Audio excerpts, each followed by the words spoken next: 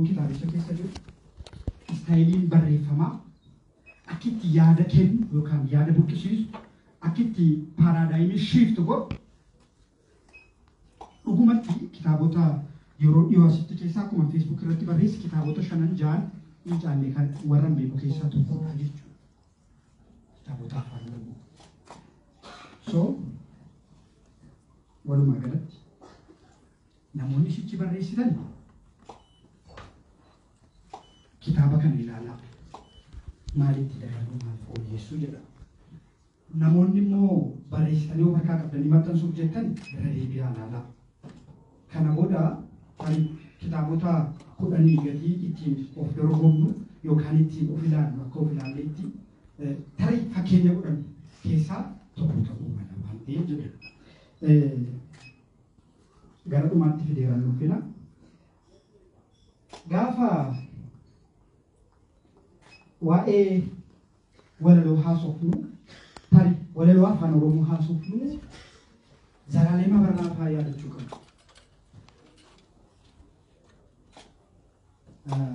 Warra gurguddaa jechuudha. Waaqoo Jaarsoo yaadachuu qabna. Dooktar Asamaa Tafarraa yaadachuu qabna. Akki isaanitti walaloo afaan Oromoo lafa ka'anii sila utuu dhaloota xiiqii qabu taane tarii walaloon keenya dagaagee dhumeerata. Isa dhumaa sadarkaa dhumaa firiisaa rageenyeerata. Sadarkaa barsiisuu rageenyeerata. Gidduutti jenereeshiniin koo waadaa afaan ilaallatu abboomaa afaan ilaallatu. Jenereeshiniin koo kan ani jechuun ani keessa jiru. Walaloo akkan taa'anii boonyeerra. Waltajjiitti baanee nama onnachiisnee waan hin jirre itti himnee waan ofii hin jiraanne haasofnee deemu. Kitaaba maxxansinee kitaaba namni barnoota tokko irraa arganne kennu. Dhaloonni nutti aanee dhufus chaalenjii sanatu isa mudataa laata jedhee yaaddeen ture garuu deebi'ee kun namoota akka waadaa fa'aa abboomaa fa'aa just jenereeshiniiwwan waggaa 7-8 asii walaloo barreessuu jalqabe waggaa 6 fa'aa dhufanii. Xiyyeeffannoo keenya barsiisuu irratti. Barreessuu jechuun silumaa barsiisuu jechuudha. Barreessuu jechuun silumaa waan haaraa tokko agarsiisuu jechuudha. Qaruu jechuudha. Malee waan namni beeku namatti himuu jechuu miti. Waan hin jirre waan wal filmisiisaa barreessuu jechuu miti. Kanaaf eeggannoo haa goonu. Namoota dhaloota nu dudduubaaf waan hojjennu hundumaan eeggannoo haa goonu. Afaan keenyas yaadaa barreessinu. Namni afaan kan biraa dhufee afaan keenya barate tokko yoo kitaaba kana dubbise literaaturiin afaan Oromoo eessa ga'e waan jedhu hubachuu akka inni qabutti hafu. Bizineesii taanaan kitaabni tokko barii 100 maxxansine yoo ta'e 100 gabaatti shaqaxa baafnee dachaa kitaabaa argachuu dandeenya. Maqaan immoo maqaan somaa lafaani. Waloo jedhamuuf dhama'u. Barreessaa jedhamuuf dhama'u yoo wantichi dhuguma jiraan hiikee kan qabaatu. So qabxii koshee dhumaadha. Waltajjii keenyarraa literaaturii keenya keessaa walaloowwan akkasumaanii asoosamoowwan akkasumaanii ba'uu qabu. Kan isaan ba'an garuu namooti callistan gaafa barreessuu jalqabda. Namooti callistan gaafa barreessuu jalqabda. Sekarang kita tahu jenuh, kalau cuma berfakta.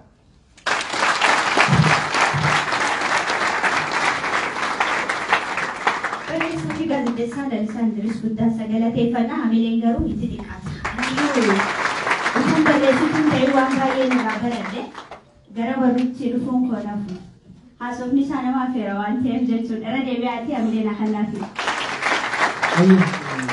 Obborruun keenyas gaafa ogeessi isaatiin qajeelfamu akkas namatti tola. Kana qofa osoo hin taane obborruun keenya mucaan maan yeroo maabuusii warri immoo gadii xiqqaatee bahuu isa jedhamu tokko ta'e natti fakkaata. Isa kanaaf gara fuulduraatti irra caalaa wal jajuu irraa yeroo baay'ee kan nama kuffisu nama tokko jabummaa isaatiin jajuu irraa itti siqanii isa jedhamtu xiqqoo ishee namoota baay'ee gara boollaatti geesseera. Isa kanaaf namni baay'een utuu gootan ta'een goota kun jedhee wal faarsa. Isa kanatti xiqqoo nu ajjeese natti fakkaata. Gara fuulduraatti immoo yoo wal qeennee wal jabeessinaa waan haaraa wal hojjisiisnaa isa kanaaf dhalisaadhaan al tokko albeeke sanaa kennamu. Reefuu sobdii nafaas jechuudhaan jiraas qeessaati. Utuun dubbadhu walaloo abboomaa baay'een jaaladhan ture. Kan waadaan sinaa dabalame. Walaloo baay'een dubbisu garuu imimmaantu caamuu didee yaaddoo lubbuu nutti fide. Yaaliin keenyas milkii dhabee alaaf golaan karri cabee. Tolli keenya qooda lolaan haalamuu abadan iyyatti fiya. Haa ilaalamuu jira. Arra guyyuma dhugaadhaan iyyanni kun iyyanni adeemsa qaba waan ta'eef iyyanni dhiyaatee irratti mari'atamee oloofamee gabbu oofamee ragaan itti funaanamee arra immoo guyyaa murteen itti laatamu waan ta'eef irra deebuudhaanii mucaa kanaanii baga gammaddee ammallee qalamni kee haa mirgisuu naa jaani.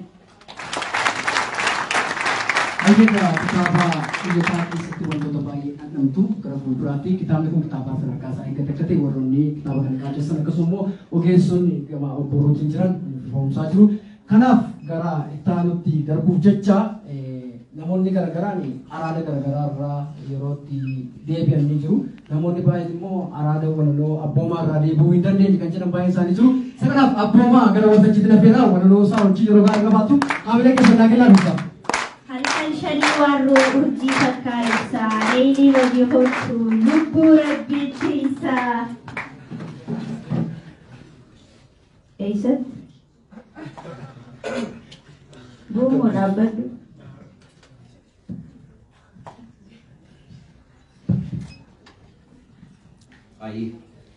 Walaloota gaggabaaboo Toodii fi Toomaa lamaa fi walaloota xiqqoo dheerina qaban lamanis dubbisa. Jalqaba irratti warra gaggabaaboo. Duumessi jaalala kee yaada kee roobaa jira. Dibaabeen dhufaatii kee garam eessa bira. Galatoomaa.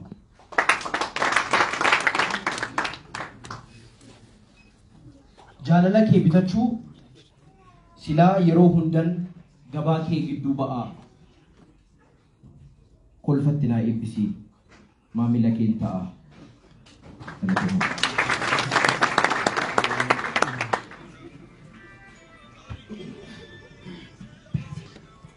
Yeroon haa deemu ati hin deemin. Karavaataan hawwaa shinshiniin urjiiwwanii baarneexaan waaqayyoo kunoo yeroo dhufee jaalala keenyatti wayyoo wayyoo wayyoo. Diifti koo na dhaga'ii seenaa kee naa xumurii. Yeroon haa deemu ati hin deemin xiqqoo ture kunoo ammoo dhufee. Yeroon suuta qaxxisee yeroon cita gulufee butatee narraa si fudhatee adeemuuf biyya alaabaan qabnee furrisee siin seenuuf kunoo ammoo as ga'ee yeroon kee qaqqabee jagni jaarraa meeqaaf jaalala injifatee jaalala gad qabee narraa si fuudhee deemuuf kunoo yeroon qaqqabee. Giiftii koo na dhaga'ii seenaa kee naa xumurii. Yeroon haa deemu ati hin deemin xiqqoo turii. Beeki tokkittii koo yeroon abjuu hin dhufnedha himachuudhaaf hin tolu. Yeroon shittoo sharmuxaatii nama wajjin lama hin bulu. Yeroon deemuu malee deebi'uu hin beeku bulee raajii fiduu garatti kutuu hin cinakeeku. Giiftii koo na dhaga'ii seenaa kee naa xumurii. Yeroon haa deemu ati hin deemin xiqqoo turii. Yeroo yoo barbaade haa deemu sitti haa mufatu. Naaf ajajamuu didde jedhee waaqatti si haa himatu. Yeroon haa deemu ati hin deemin biyya inni bulchu hin seenin. Eeyyee dhugaadha soqee karaa dheeraa siinaa fidee dhufeera. Garuu abadan lakkii si fudhatee hin darbu garba keenya daakee ofiisaan haa darbu asiisan deebisiin ayyaanni abbaa koo ayyaanni abbaa kee. Barreessaan tokko muuziqaan yeroo hidhaa seenedha jedhee ture. Muuziqaadhaan yoo gudunfamte yeroon harcallee seentii hidhamtuu bara baraa taati. Kottu sirbansii barreessaa moo banannu muuziqaa ayyaantuu Hacaaluu Hundeessaa teeppiin kiiloleessaa kaaseeta yeroo nuufaa ciniinu yeroon qoduuf dhufe wadaroo sagalee isaa haa hinu waarii wajjin waarree halkanii wajjin haa bariinu seenaa qabna hin jennu kan borgaabbiitti nu galchu seenaan diqaalaadha kan yeroon sheenaarraa dhalchu giiftii koo na dhaga'ii seenaa keenaa xumurii yeroon haa deemu ati hin deemiin xiqqoo turi yeroon jagna uumaati kan kadhaan hin laaffisne kan xiyyi kubbii darbatu waraanee hin dhaabbisne dhimma hin qabaatiin giiftii koo seenaa keenaa xumurii yeroon haa deemu ati hin deemiin xiqqoo turi yeroon ga'eera hin jedhin amma teessee na cinaa inuma nu saalfatee haa darbu kottu wajjin ciisnee dabarsinaa galatooma.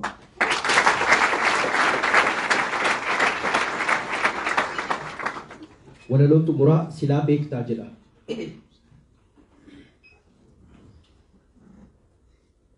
Addunyaan kun hamaadha. Na balleessuu barbaada. Kanaafin sanyii koo si keessa dhoksuu yaada. Silaa beektaa. Yakka uumaan nama himatu galmeesaa falmadhee cufee halkan meeqan ajjeesee si keessa awwaaluuf dhufee. Silaa beektaa. Umuriin kittaadha. Uffata kan namni uumaarraa bite. Kanan biyya lafaa caalaa qaama kee keessatti fixe. Silaa beektaa. Sarbaa kee bullukkoo jedhee waggaa meeqa amaneera. Afee ofirra kaa'ee bittimsee fo'ee gudunfeera.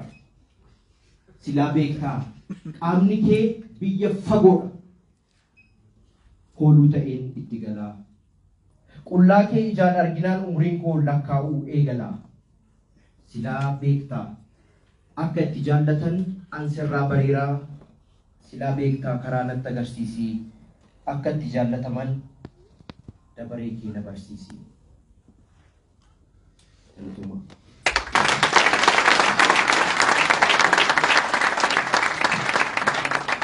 Waloo abboomaa akkamitti simattanii?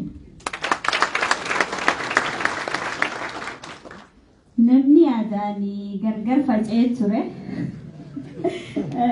Waloo tokko waloo keessa jechisiis ture lalisaanii dubbatee jira waan dubbachuu qabu waan ta'eef wanti keessatti dhugaa hawaasa keessa jirtu qabdu ni mi'ooyti beekte ani hedduutti mi'ooytee jirti meesii yoo isinitti tolte abileetti fallaa.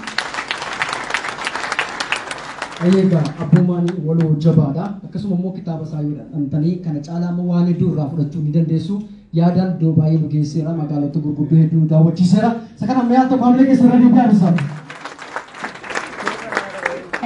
Namni walaloo Zalaalama Barraa dhaggeeffate abbooma ammoo galaana biraa daahaa kan dhaggeeffatu waan ta'eef qaaniin qabdu jechuumaa fi ni babbareedu wanti inni kakaasu hundumtiyyuu namatti tolti fiilingii namoota ilaalaan ture bakka takkatti waan ta'e jee hedduu reetaa. Safuu jechaadha kan nuti qabannu safuu gochaadha nuuf gochaati waan bareedaadha kan inni dhiyeessee irra deebuudhaan abboomaa margaa guddaa isa galateeffannaa egaa waloota akkanattuu borummoo abdii egeree warroota isaan caalan oomishaatiin deema waan ta'eef waan gaarii walirraa barachaa waan babbareedduudhama qabdu akkasii wal barsiisaa yoo deemne tabbi nuti hin baane jiru jechuumaa fi isinillee galatoomaa. Egaa akkuma beekamu aartii keenya yookaan afoola keenya waan gola keenya dhafee bukkeedhaan hanqoo qabne malee ittiin bu'amne isa kanaaf duudhaa yookaan akkasuma immoo afoola gola keenya keessa jiru kana boonna keenya kana irratti fayyadamaa turan gara dhaloota kanaatti kan dabarsinu itti fayyadamneeti mi'aal tokko abboomaa misaamilee keessan godhaa fi biraa fi egaa kanatti immoo aansuuni saakinsa kitaabarra keenya jira. Guyyaan ragaa waadaan ilma isaa hangafaa iyyata jedhee maqaa moggaaseera. Ilmi isaa hangafaa kun immoo maal akka fakkaatu simbira ga'uuf immoo haal duree hunda xumuree jira. Waa'ee ilma isaatii wantoota baay'ee dubbatanii jiru namoonni isteejii kana irratti jechuudha. Isa kanaaf isin immoo namuu fi lapheen keessan akka inni kirkiraa jiru nan beeka. Kanaaf saakinsa kitaabarra keenya jira. Yoomittummoo jaalala quufnee jibba feete tujaatee marte karaarraa. Isa jiru fuula kiyya dura dabre achitti mara nututti naa dabalame addunyaa sirbaa keessan kana jidduutti immoo haasawni asii haasa'u rakkadde hanga warri afran qalloo kuni waa hedduu sirbaan ibsanna waan ta'eef gaddas gammachuusi naaf kolchaachu jidduutti weellisaa keenya seenee baga nagaan dhufte naa jaanime. Hayyee weellistoonni keenya jajjaboon namoonni sagaleen isaanii akka dhamaa dhugamu akkasuma immoo akka dammaa mi'aawu namoonni hedduun gudduu jiru kanneen akka Naasir Saaladdiin fa'aa Simalee Koo akkasuma immoo kun Saabii fa'aa Naawol fa'aa gudduu jiru mee haa tokko hunduma isaanii faamilii waliin duukaan akka laatu. Egaa har'aan tana kaayyoon guddoon asitti walitti qabamnee fi iyyata dhiyaatee fi murtii laachuuf waan ta'eef gaana marra geenyatuun gaazaayyata dhiyaate yeroo dheeraa ture kanaaf ragaan funaanamee beellamni qabamee amma immoo galmeen isaa murtii dhiyaatu waan ta'eef amma iyyata kanatti murtii laannaa jechuudha. Anaaf situ laata utuu hin taane waltajjii kana warra iyyata kanaaf murtii laataniif gadhiisna jechuudha. Eeyyee yeroo baay'ee wallaalaa akka ayyuu akka wallaalaa gatii jara kana immoo mee adda baasaa ilaala. Gatii isa beekaa natti uffatu wallaalaan goroora dhaba. Gatiin beekaa wallaalaa dhuguma tokko taanaan immoo aduun rakkina qaba jenna nusi. Isa kanaaf kitaaba kana keessatti waa baay'ee hidhamtu. Kanaaf kitaaba kana saaquudhaaf namoonni hedduun iddoo garaagaraarraa kan biyyoota fagoorraa kan dhufan gudduutu jiru. Akkasuma immoo baargama gama kan jiranis gudduu jiru. Kanaaf kitaaba kana kan nuuf saaqan gara waltajjiitti namoota muraasa naaf afeerra. Isaan keessaa kara deemaa yookaan Daani'el Gammadaa, Yoobiree Asaffaa, Guutamaa, Hundumaa, Addunyaa Etoo Guutee, Gadaa Balaay gara waltajjiitti dhuftanii raatanii kitaaba kana sintu saaqa waan ta'eef sintu kitaaba kana saaquudhaaf kitaaba kanarraa sansakkaa naatoosaa sinturraa qooddataa. Isa kanaaf gara waltajjiitti sin afeera. Namoonni maqaa keessa nama waame gara waltajjiitti.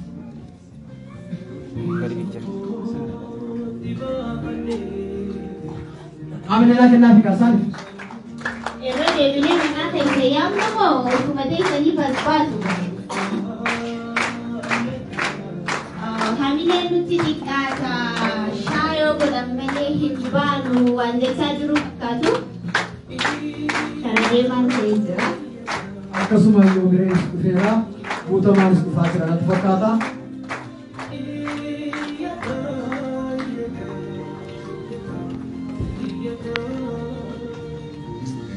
Namoonni ammoo iyyata kanarratti anis murtiin hin dabarsaa jechuu barbaaddan yookaan ammoo murtii irratti dabarsuu barbaaddan fedha keessaniin as baatanii iyyata dhiyaate kanaaf murtii dabarsuu dandeessu yookaan galmee sanatti murtii laachuu dandeessu isiniin jennaan hulaan tun banamteeta kan isin jirtu.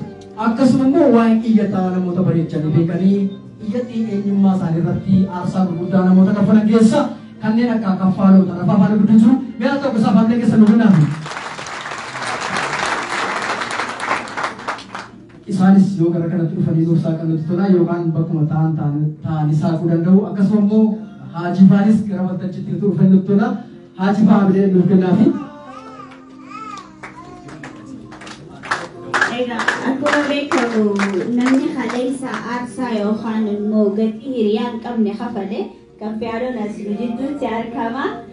Wayii fi qusadhee ture jidduutti na jala maqaa isaa dabse. Ammallee namoonni iyyata kanaaf murtii lallaadha jettanii as baatanii iyyata kana saaquu dandeessu isiniin jenna fedhii keessanii jechuudha. Hayyeegaa jalqabarratti isaan saaqanii nuuf eebbisanii isaan biraa gara milkiidhaan erga deemne booda gara odeessitti deebi'uu dandeenya. Isa kanaaf gara fuulduraatti nuuf dhiyeessi. Isaan immoo akkaataatti saaqanii waan laphee isaa irra jiruun dubbatanii ofitti asaasanii yaada mataa isaanii dhaggeeffatanii nuuf saaquu danda'u waan ta'eef. Aleeksi Taayyee Dammaanis saaqa waan jiru fakkaata.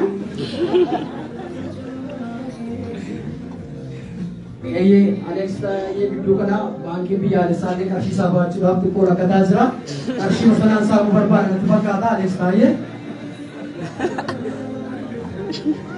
Qaqqaaffachaa jira beekte. Ani immoo namni qaqqaaffatu natti tola beekta.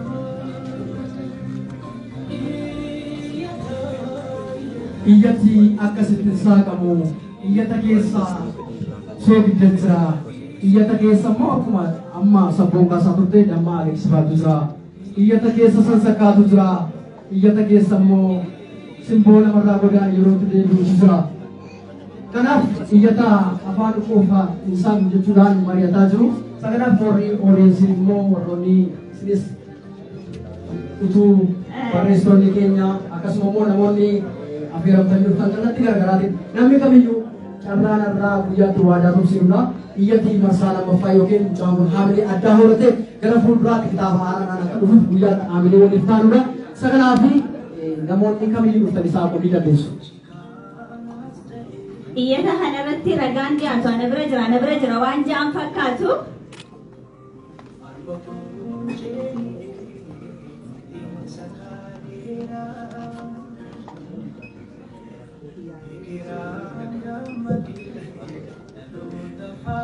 Ayyega sila walitti dhufanii isaa guyyaa galatti fakkaata sakanaaf immoo namni tokko tokko laphee isaa irraa waadaa tumsuudhaan wantoota kaa'atan hedduu qabaachuu ni danda'a sakanaaf jalqaba irratti inni maqaa isaa nutti dheeraatee beekan akka isaa kummuu nutti hima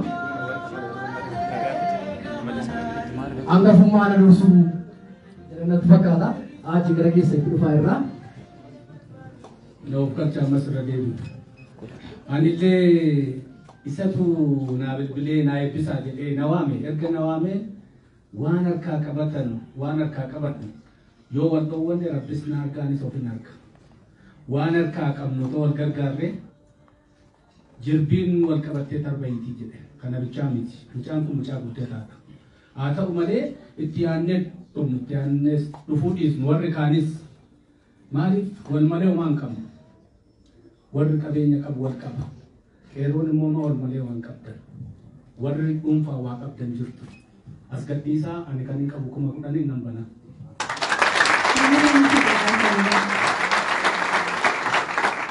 Ajeessaa jechuun haamileen keessanii harkuma duwwaadhaa 50 jiru dhibbaanoo guddaadha jedhamchaan bar tokko.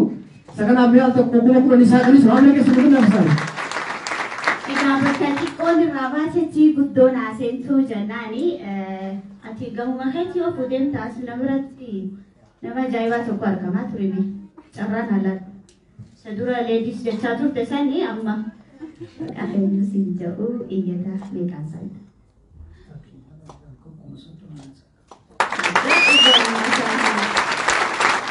Maal taasisan? Haamileen keessatti. Akka hin jenne kuma soddoma. Akkasuma namoonni gidduu deemtanii keessummeessaa jirtanii lakkoofsa herregaa isaa barbaadaa jiru waan ta'eef lakkoofsa herregaa isaa gara keenyatti nuuf dhiyeessitan isin jenna itti aansuun addunyaadhaan addunyaa haa guutuu jaati amilee irra deebi'anaa kannaati. Fufuu dandeessa. asumaan.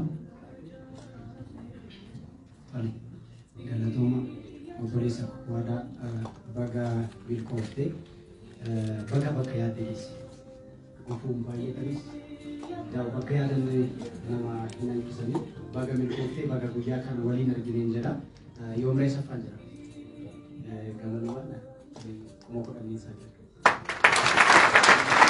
Yoomree asaffaa dhugaa dubbachuu fi isaa fi karaa deemaanii gama hawaasummaatiin hojii isaan hojjetaa jiran hojiiwwan baay'ee nama gammachiisudha. Fuula namaatis fuula waaqaatis hojii fudhatama qabudha. Isa kana mi'aan tokko haamilee keessatti naa kennaa isaanis. Maal jechuus hin dhageenya. Qarshii 10,000 saaqiraasii achi jalqabdee tanatti Asiin fakkaata. deebara waa biteeffachaan jiraati maaliif jidduu gaddasa? Anoo bilbila wajjin jirteeraa atanii jedheni. Nasruun jedhama. Qarshii 50,000 otoo isaa kennatti tola garuu akkuma daa'imummaa kootiin qarshii 50,000.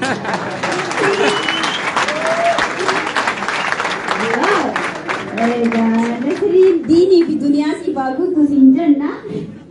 Kanaan xiqqoo qabdu namni waan godhu bittamanii qarshii takka waan ta'eef godhu hedduu tas na ja'a waan ta'eef galatoomii jennaanii qarshii 5,000 bitatee kan godhu hamilee. Hayyee baay'ee namatti tola. Rakkinni herreegii yookaan warroonni baankii hojjetan biratti zeeroo tokko guddaadha. Zeeroo tokko nama jeessa miti. 50 biraa zeeroo tokko balleessee fayyisee mi'a tokko amala keessatti deebi'aa isaanii itti aansuun immoo gara daanii bira keenya irraa daaniin immoo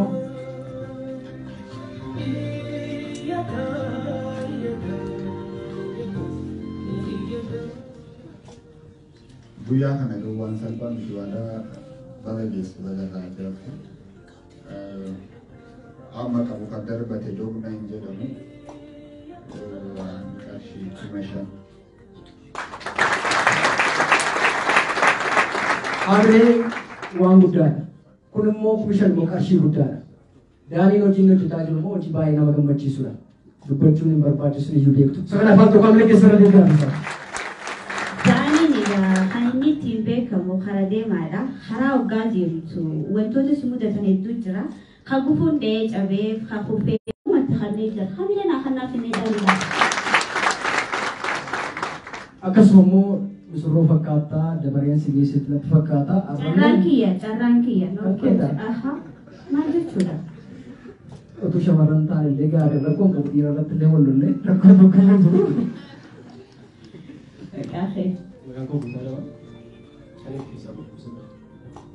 Maashaallah. Ajaa'iba! Waaqni qonna geenye 30,000.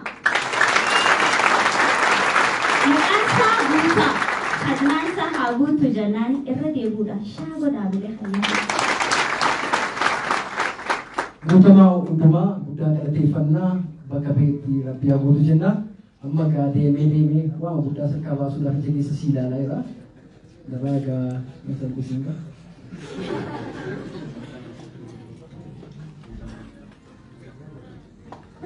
Nuuf galchan maqaan koo Guutamaa hundumaa jedhamu. Hundaan dursa waadaan har'a gahuudhaaf waa hedduu dabarseera. Waan qabuun har'a ga'ee waa hedduunis immoo fuuldura dhaabbatanii turan. Isa kana waadaa fi waaqaa fi nama satti dhiyaatu tureeka. Hundumaafuu wanti darbe wanti dhufus dhufee har'a akkasitti bareenni har'a ga'uun keenya waan guddaadha. Jechuun waan salphaa miti isa beekuuf salphaadha. San beekneef salphaadha. Isatti dhiyaatuu fi waadaaf immoo waan ulfaataa ture garuu har'a waan hundumti dhifee kunutti illee obboloota isaatti illee haadha isaatti illee fira isaatti illee waan gaarii dhufeera. Hundaafuu har'a ga'uun waan guddaadha. Har'a geessiseetta baga geessise obboleessa kosiin jedha waada. Kanumaan dubbisni ittiin dheeressu waan qaban darbatan akkuma isaan jedhanii ani baay'ee rasiniin deebi'u waanuma jirudha. Waan akka warra akkuma 50 ni kenna.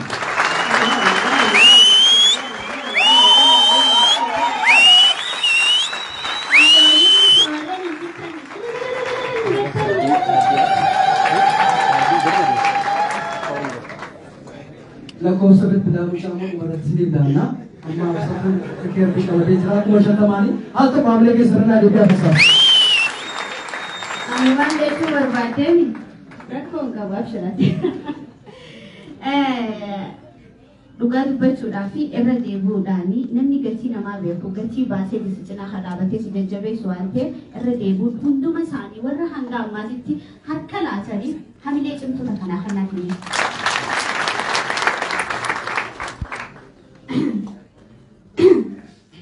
Deemmi kiilota gagarshimee. Natti bakka isin wayitiin isin gaafadhe bara. Akka nama nyaanne. Duraan dursa waadaa hiriyaa gooti yeroo dhufu garuu akka miira obbolummaatiin walitti dhiyaannaa waadaanii walaloo an dubbisuu jaalladhu keessaa kan namoota muraasaa keessaa tokko kan waadaati.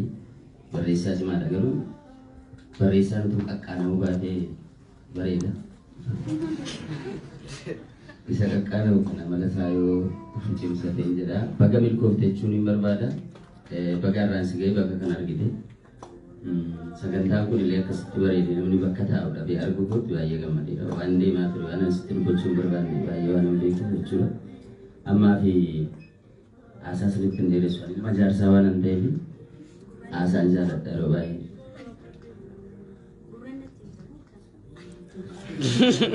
Duduk sambil dah sambil kan? Mari kita man.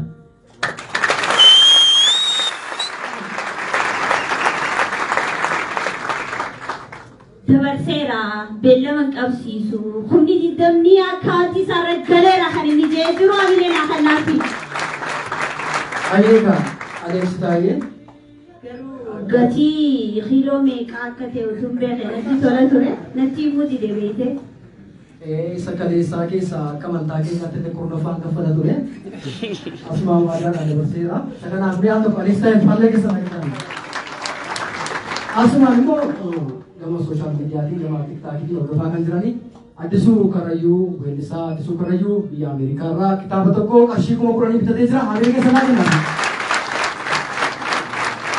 Nama si bira jiru fixee jirtaan saajiidii gama kiyya kana jirti.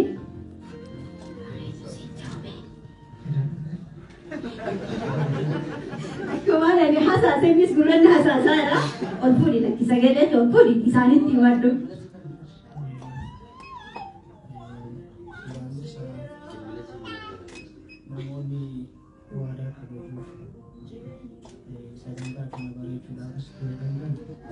Maka wadaatiin guddaa galatomaan jedha. Maqaan koo Gadaa Balaayidha. Waadaa yeroo yoo bara torbee kiyya keessa karaa obboleessa koo Gadaa Bulaan Bareeni ani mucaa kana illee kaadhee gaafatee katasaa ciree waliin nuuf himee ture. Ergan baree garuu dhukkuba jabaa dhukkubsadhaan namoota waliin turanitu jira. Keessumaa kaleessa ta'ee nuti taane daangaaf lakkoofsan qabu waadaa waliin. Xiqqoo tokko namoota as keessa jiraniif ergaa xiqqoo tokko ani keessa godhu dhaga'ama. Ani pirogiraamota akkasii hirmaadhee beeku guyyaa jalqabaa darbaadha. Namoonni artistiis ta'a waan gama kamiin miidiyaa irra jirtan miidiyaa irratti hin beeknu hadaraa keessan akkuma nuyi miidiyaa irratti hin beeknu ta'a. Saba kanaafis dhaloota teellaa keessan jiraniifis namoota isin dudduuba jiraniifis anaafillee akkuma nuyi miidiyaa irratti hin beeknu ta'a. Maqaa saba Oromoon ergaa kana qofa hin dabarfata. Namuma miidiyaa irratti wal beekutu danqaa wal jala taa'e mucaan kun kaleessa dhiiga boo'ina fakkaatan guyyaa guutuu wajjin oolee yeroo inni boo'u bira dhaabachuu dadhabee tekstoota an barreessaa lafaan kaleessa seenaa ture anaaf waaqa warra nu duukaa turantu beeka. Pirogiraamiin kun akka gaggeeffamuuf sagantaan kun akka ta'uuf waan hin beekne keessa seene waan ta'e hin beekne ta'e ani nama qansaa hojjetee jiraatu eenyuun kadhadhu eenyuun kadhadhees hin beeku gareessa garuu luka namaa gareedhee qabadheera dhugaa luka namaa kana kan godhu immoo anuma isinuma hadaraa keessan hadaraa keessuma warri miidiyaa irratti beekamtii qabdan waliin sakaalina waliin takaalina waliin sakaalu kitaaba kana immoo birrii 50 biteera.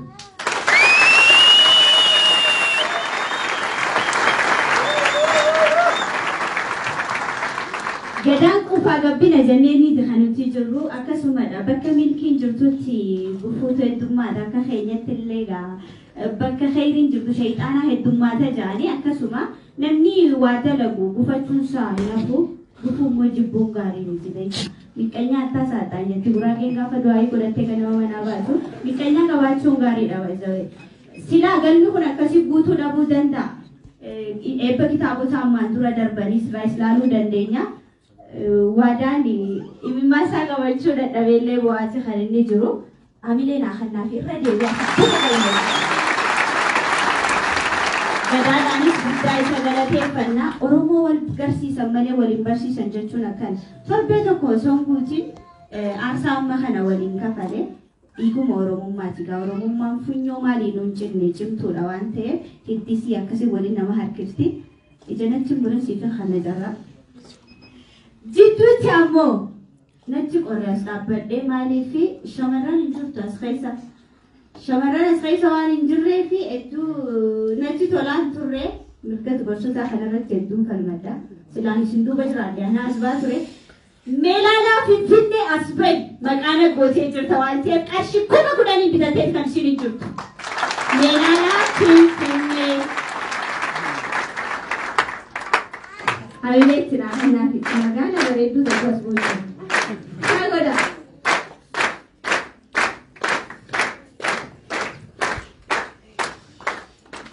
Hayyigaa guddaa galatumaa isinii jenna dhugaadha. Haasaan amma haasa'e haasaa qarshiidhaan tilmaamamuu hin dandeenyedha. Isa kanaaf gara fuulduraatti namni tokko immoo gaafa milkaa'ina keessatti yeroo hundumaa rakkoowwan garaagaraa nama mudatu garuu milkaa'ina akkasii immoo gaafa argan gammachuu addaadha. Asumaan immoo gaafa Taffaaloo Tarrafa waadaa bira jira Tafarra. Xiqqoo ishee kan kun gaafa akkas ta'u gidduu yaadatti fakkaata. Maqaan wanti irra dabarsaa jira. Qarshii 30,000 bitatee jira. Akka baamee akka sanaa kennamu. Akka ajaa'ibaatitti kaffaalos nu galateeffadha. Walitti qabama keenya irraatiif kaleessa warra aarsaa kafalanidha. Utuu kaleessa gatiin hin kafalamne seeti har'aasitti akkasitti walitti qabamnee fuula ifaa kanaani kitaaban eebbisiisnu turre waan ta'eef kaffaalootiin hedduu naaf galateeffadha. Eeyyee umuriin ofirraa jennaani gaafa akkasitti beekaan nama kabajuu akkasitti dhaloota jajjabeessu waan addaadha. Isa kanaaf haa tokko kaffee afaan keessa irra deebi'aa fi akkasuma immoo gidduutti immoo lakkoofsa herregaa waadaan sin beeksisa. Namoonni gara lakkoofsa herregaa baankii daldala Itoophiyaatti gadaaf dabarsuu barbaadan sin beeksisa naaf qabadha. 1,054 19 54 612 irraan deebi'a. 1,054 19 54 612 baankii daldala Itoophiyaa irratti immoo dabarsitanii nu beeksisuu dandeessu. Akkasuma immoo namoonni baay'een daddabarsaa jiru. Yoomeen dabarsee irratti fakkaata. Namoota as dhaabbatan irra caalaan isaanii dabarsanii kan isaan jiranii barri bara toledha. Amma tiraansfer gochuu qofadha. Asitti immoo Lataa Waaqtoli yoo dogoggoruu baadhe doktora nama guddaatti beekaa ture. Ayyee doktor Lataanii qarshii 5,000 dabarsee kan jiru walitti qabaati hamilee oowwitudha kan akka. Ayyee gaa warra kana aboqotanii. Isaan boqochuun duratti egaa kan walitti qabamnee murtii dabarsuu fidannee miti reeyyata dhiyaateef. So kanaaf iyyanni kun kan isaa qabu jira. Walumatti hundi isaanii bakka takkatti utuu nuuf saaqanii yaada jedhu qaba yoo itti walii galtee booda waltajjii irraa dhiibbee akkana guddisne. Anis yaadachatti waliin gala. Kanaaf adadummaa adda facuun barbaadu nu jira. Amma immoo yoo tokko taanee waluma hojii isaa adda tura nus hin gargaara naaf sabbuuni. Yoo qarshii dhaabee yaadaan si bukeessirra. Isa kanaaf warroonni keessummeessaa jirtan gara kanatti nu fidaa. Waadaanis asumaan gamana kootuuti ilmi kee hangafa gaafannoo murtiidhaaf yaadee kan inni jiru ilmaan kee qorfadhu gammadii fi kootuuti kitaabni kun bakka ati jirtutti haasaa qaba. Egaa yeroo ammaan sanaa murtii yeroo eegamaa ture itti dabarfamuuf deema iyyanni saaqamuuf deema gumaacha keessa nammallee warri keessa keessatti itti hafuuf jenna. Ammarsan akkamati? Nagaadha miti. Isa boqota? Gidduutti akkasuma immoo gama tiktaakiidhaan namoonni baay'een waadaa galaa jiru. Isa kanaaf namoonni keessummeessaa jirtan immoo maqaa isaanii yoo qabatanii beeksistan nuti tola. Namoonni baay'een waadaa bukkee dhaabachuudhaaf fedha gurguddaa qabu.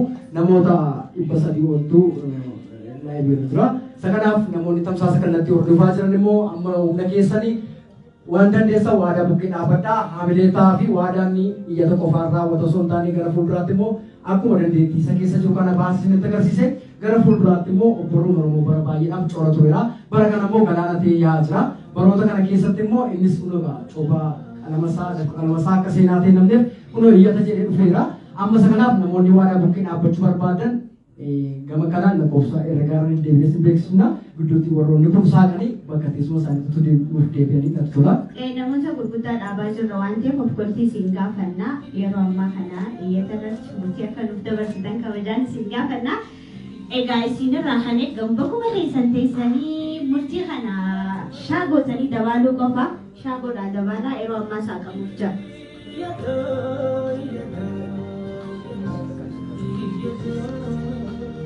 Shamarran takka qoftiin jiraachuun garuu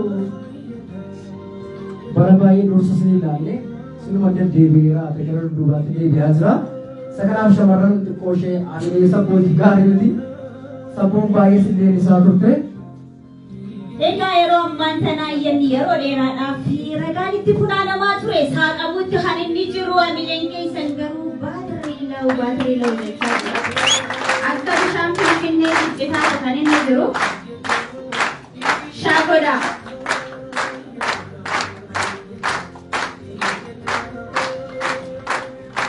Iyyanni saaqamu ifatti dubbistoota bira gahuudhaaf tokko lama.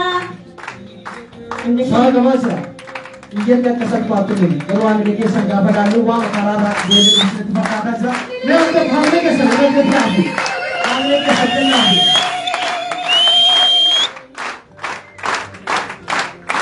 Ergaa guddaa qaba. Iyyanni waa malee saaqamu. Iyyata duukaa immoo maaltu jira? Ilaalaa jirtu miti?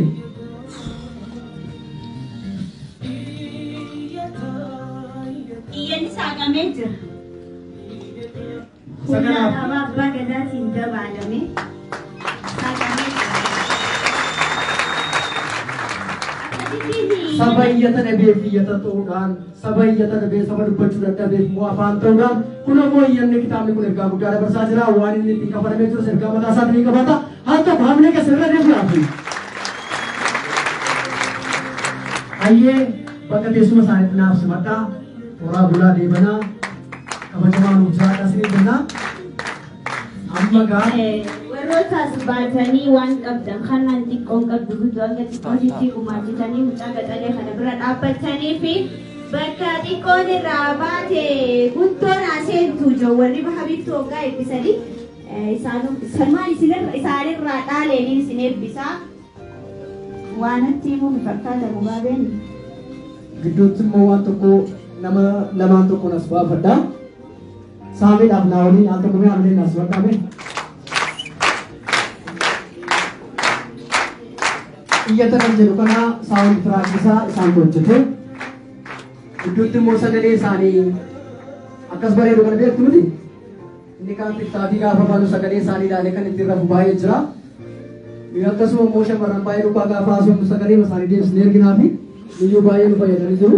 Mee akka qaamni keessa irra deebi'an isaanii. Kanaafi maaran teegaraa hoona raaftaa kana jechaa turte ganama kana yoom isitti marame. Maratti gaa isa waa'ee maramuu kan goona haasofna jaarsa dilemaa haasofna isa kana gidduutti immoo naawwalee saamiin asumaanii kitaaba kana qarshii 20,000 saaqanii jiru haa ta'u qaamni keessa irra deebi'an. Gidduutti garuu mee sagalee isaanii sanii osoo waa'ee kitaaba kanaa yookaan maali? Ani akkasuma jaalladha isaan bakka deemu dalagaa isaa dalaga waan ta'eef. Anasumaani sirba baay'ee jaallatu tokkoon qaba. Saamii maali naawwayyaa simbirroo koo jedhu sana kan simbirroo naa biraan qaba. Isa yoo jedhe natti tola. Anaani gidduutti immoo naawwalee immoo beeka ofii sirbisiifachuu dandeessaati. Dursaa anaaf kan ni ta'a. Siif moo? Jaalatteeti qarreewwan meeqaa sos jira argu jirtaa garuu. Baay'ee sin argaa ture baay'ee yaadanii bakki sin ga'uu dinnan deebitan gara dudduubaatti sin ilaalaa turre. Isa kanaaf gidduutti. Kanaanillee gaamilee xiyyantuu itti waan ta'eef ammayyuu ija sin murmuru jiran dhiisaa sin ta'a. Sirba inni naa sirbitanii gurra naa sirbitaa garuu.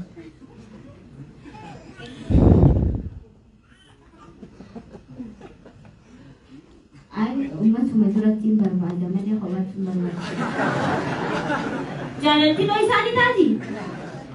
Kanaafuu manaas hin murtee jalanumaa gochuu danda'u. Ara guyyaa iyyanni dhiyaatee murteen itti laata waan ta'eef laa jechuun hin danda'amu.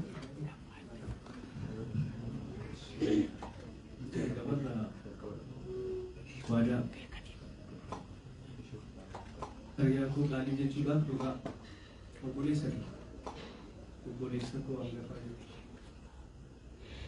Ani eegin magaalaa kana dhufee baay'ee illee hin turre akkan dhufeen waadaa fi naasiriidha kanan bare magaalaa kanatti.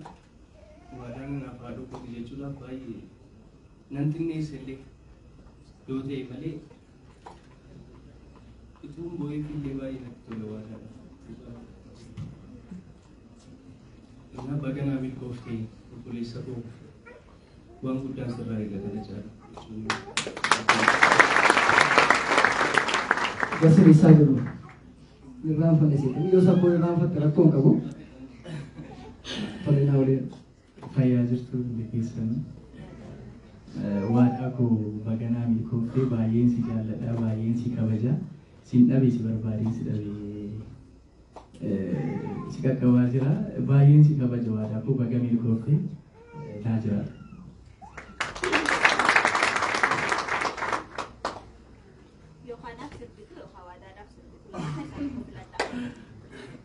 Ayyeeshi sirba leencoo sinafeera mucaan baay'ee jaalladhu baay'ee kabajudha. Boonetii miti beektaa boonetii miti ani boo'ee tan si dhabee boonetii miti beektaa boonetii miti ani boo'ee tan si dhabee duqaa malee boosii jikoo sosobaan dadhabee sosobeen dadhabee galatoom.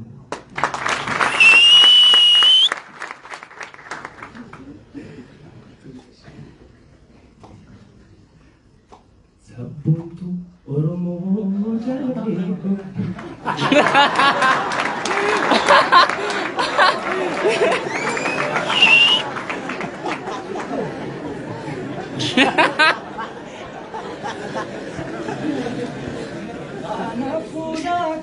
Anafuulagan jaalala bifaa fi bareedina hundumayyuu caala akkaan ishee jaallu kana godhee keessa oromummaa isheetti akkan ibsa.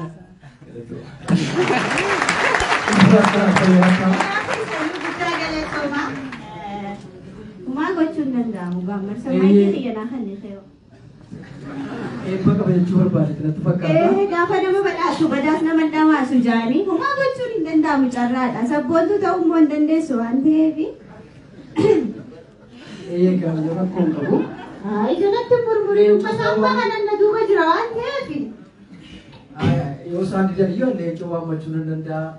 Naasir immoo si malee yoo ni jedhe maqaan akkasii kan gootinne si malee miti. Shanii qabraadha. Kostaati yoo inni sitti baay'isa asiinitti si dabalaa jechuun jira leencoon.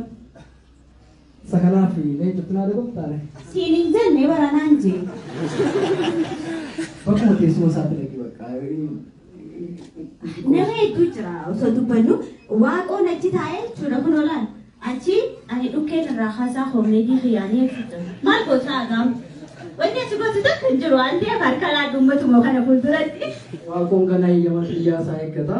Qallisee dhufuun isa kanaaf eeyyamachi eeggata mucaan qabameera mucaatti qubee nyaatameera. Isa kanaa wanti godhamu hin jiru kallattii maanii amma barreessitoota gara waltajjii kanatti waammadha. Barreessitoonni yoo nuuf walii faamilee taane malee yoo waadaa bukkee dhaabban waan walina keessan sinaabilee taatuufidha malee namaasuu barbaade miti. Isa kanaaf barreessitoonni as keessa jirtan hundi keessan gara waltajjiitti naaf kottaati daqiiqaa yookiin yeroo keenya jalaa fudhatinaa gara waltajjiitti naaf kottaa barreessitoonni keenya. Anis achi ba'uure? Waa barreessiteetta?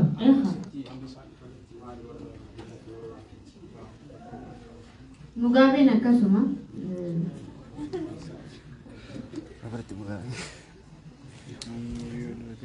Hirkoo firdiisaa kitaaba tokko qarshii 10,000 hamilee maaloo.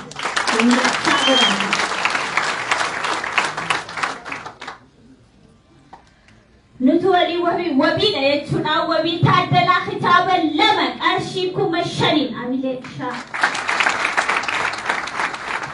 Isin tun dubbistuudha beektuumi? Waan dubbisti? Dubbisti. Baay'ee Lafa nama buutuu dubbisi. lafa irra buutu jedhu miti re. Isa kanaa fi aamilee sabboontuu eeguudhaaf fakkaata shamarran tokko garaa mana raasaa faa jiru.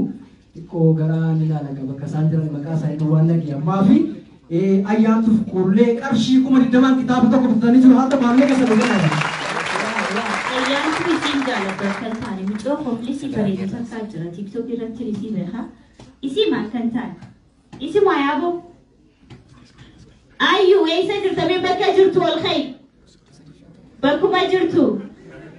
Bakkuma jirtu ol ka'e. Yaa isii dhala. Hamileen akkanaafi maaloo? Kana booddee ayyaantuudhaan kaa sabboontu si waa waggalinna. Kun qabu yoo fakkeessa chumaani. Kulleen jirtachuudha. Marsaa marga. Si sossobaaree, anatu si sossobaaree naan jechaa argachi teesse.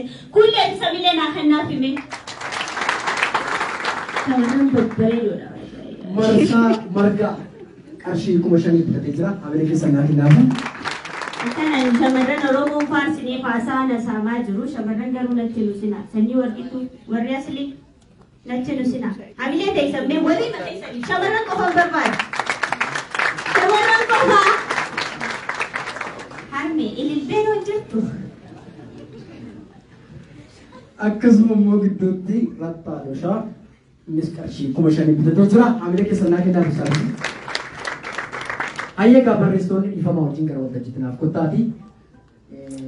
Daqiiqaa muraasa dhaabatee raannee waan laphee keessan irra jiru kottaaga. Walumaamna. Yeroo hedduu walirra laallanna waan ta'eefis lalisamee dura ka'e. Yoomiyyuu jettaan ati mootummaa. Eessa jira isaa yoomiyyuu? Maafin maana dhokatee inni irraan ta'a. Yoomiyyuu eessa jirta? Mul'adhu mee? Daroo kottootis. Qarshii kana baankii keessanitti geessina iddoo biraan geessinu garuu atis nuuf kottu namoonni barreessitoonni kottaagaa wal qabaasuu qabna nuuf hin beekne dhufuu qabna gara fuulduraa kanatti waamaani. Barreessitoota qofa maa yaamte garuu artistoota kun Efreem hambisaa gama sanii nan mul'ata kottu mee Nugaadifame naa godha warri ba'aa kuni irratti waan beeknu waan ta'eef gocha.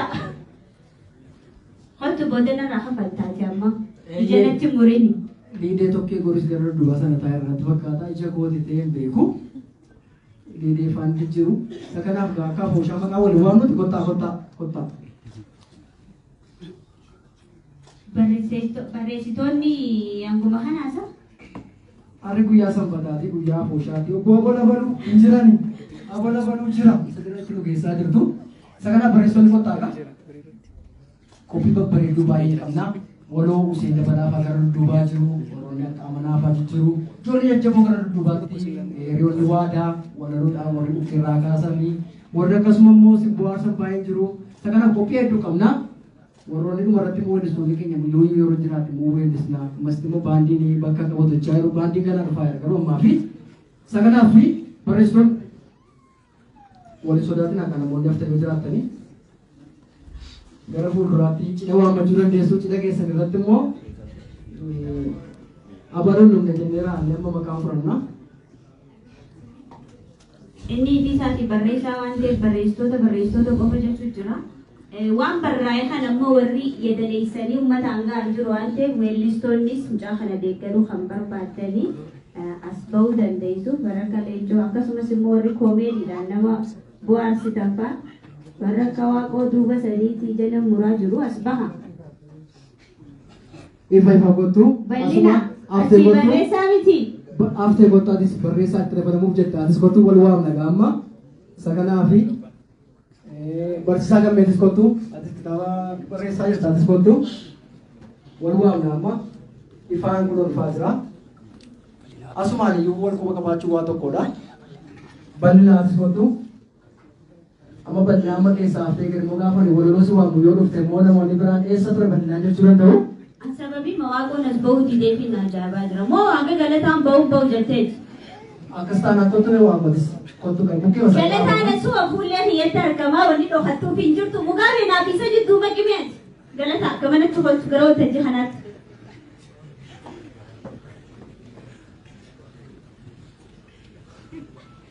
asumaan gabaan keenya tokko lagan irratti fakkaatu hundi keenya warroonni weellistoonni kottaa kai warri barreessitoonni jiran taanaan isin keessanii leencoo kana waama asumaan immoo naasir faana waama weellistoonni kottaa asumaan tunuudha. Garuu wanni humfedhiidhaan osoo seenatti tola. Inni guddaan fedhii keessanidha. Fedhii yaada malee immoo saanduu bareeffaati. Yoo fedhiin hin jiru ta'e ofumaadha. Garuu wal sodaachisaadha yoo fedhii keessanii kottaa humna keessanii beeknu waadaa galuu dandeessu. Waadaa galtanii yeroo biraa kaffaluu dandeessu. Rakkoo tokko iyyuu qabu. Arrigaa guyyaa waadaan itti galamu osoo hin taane guyyaa waadaan itti murtii itti laatamudha waan ta'eef waadaadhaaf waadaa golamu osoo hin taane murtii murteessuudhaarra. Isa kana sabboga ani abbaa keenya rakkoo hin jechaa ture asumaa yoomiyyuu faaraa jalqabna.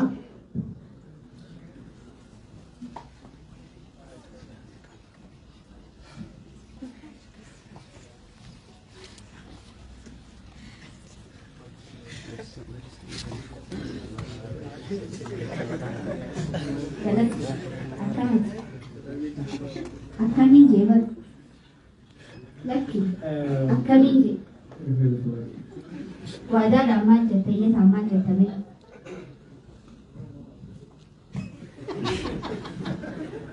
to be honest toluu waadaa argee baay'eetti tola kitaaba iyyataa at least haaf isaatii ol dubbiseeraanii waaqodhaan dubbisee keessattuu waadaa keessaa jechoota akkasii arguutti baay'een gammada.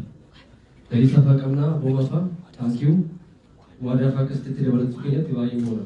Kun dhugaadhaan dubbachaa jiru jechuudha. So kun keenya warri kaan bushooftu jiru nuyi asitti argamne har'a waaqofaa wajjinii walaloo yaadan guute walaloo kireetiivitiidhaan guute waan jedhamuuf hin jechaa miti akka nama aartii keessa jirutti waadaa keessaa kana dhangala'ee arguu isaatti baay'een boona baay'ee jechuudha. So akka kiroorkootti kuligatame sinirraachita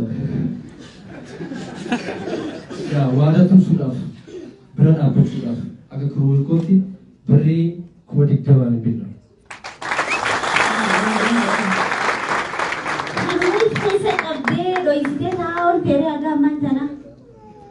Hundumtu warri as keessa jirtan warri hirkoo sinirraachita abdi. Ayyee kiruu hirkoodha hedduu isaan galateeffannaa hamileen garuu itti xiqqaasa dhugaa dubbachuu itti fuftamu akkami maaliif leencoo nanaa fudhattee akkasii mul'atanii jirtu ayyee itti fufa. Doktari Asaffaatu fiilmii keessatti Abdiisaa Balaachuu asin jirtudha. Fiilmii kawwaloo afurii fi ana Asafaa Sasuuboodha jedheeti erga fuudhee niitii himadheen baafadhu du'een of baafadhu hummoota wuukooti aadaa deemuu kooti. Akkuma tasaa asunu waamtanii aadaan dhufeanii kanas ta'uu sana maqaa waldaa barreessitoota Oromiyaatiin dhuunfaan qarshii 5,000 nan bitaa.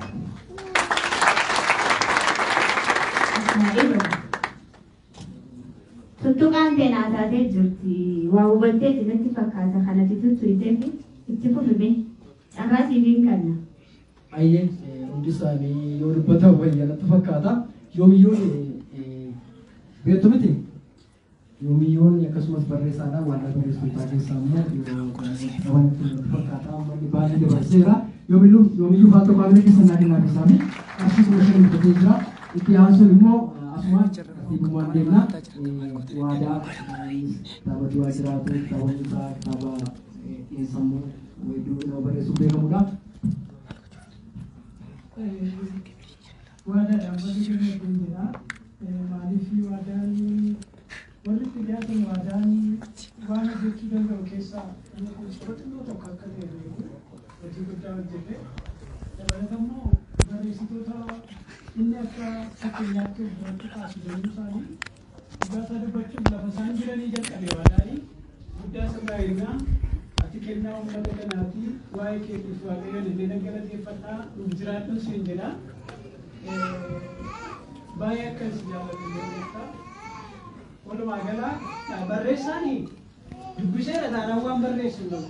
Yoo dubbifne waan barreessu qabu malee.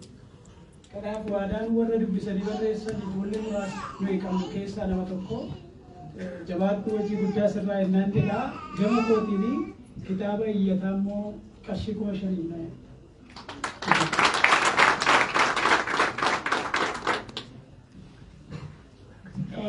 waadaa bultiitiin haata faamilii keessarraa deebi'aa fi qarshii 5,000 bitatee jira. Tartiibumaan itti fufaa. Baga galatoomara. Waadanii baga gammadee baga guyyaa kana geesse. Kan iftee dhaamtu ta'ini fufii siin jechuun barbaada. Baay'een keenya yeroo ni akkuma ani deebisuu ni as ni jirra. So fuula inni jira ani kitaaba qarshii 3,000 fudhata.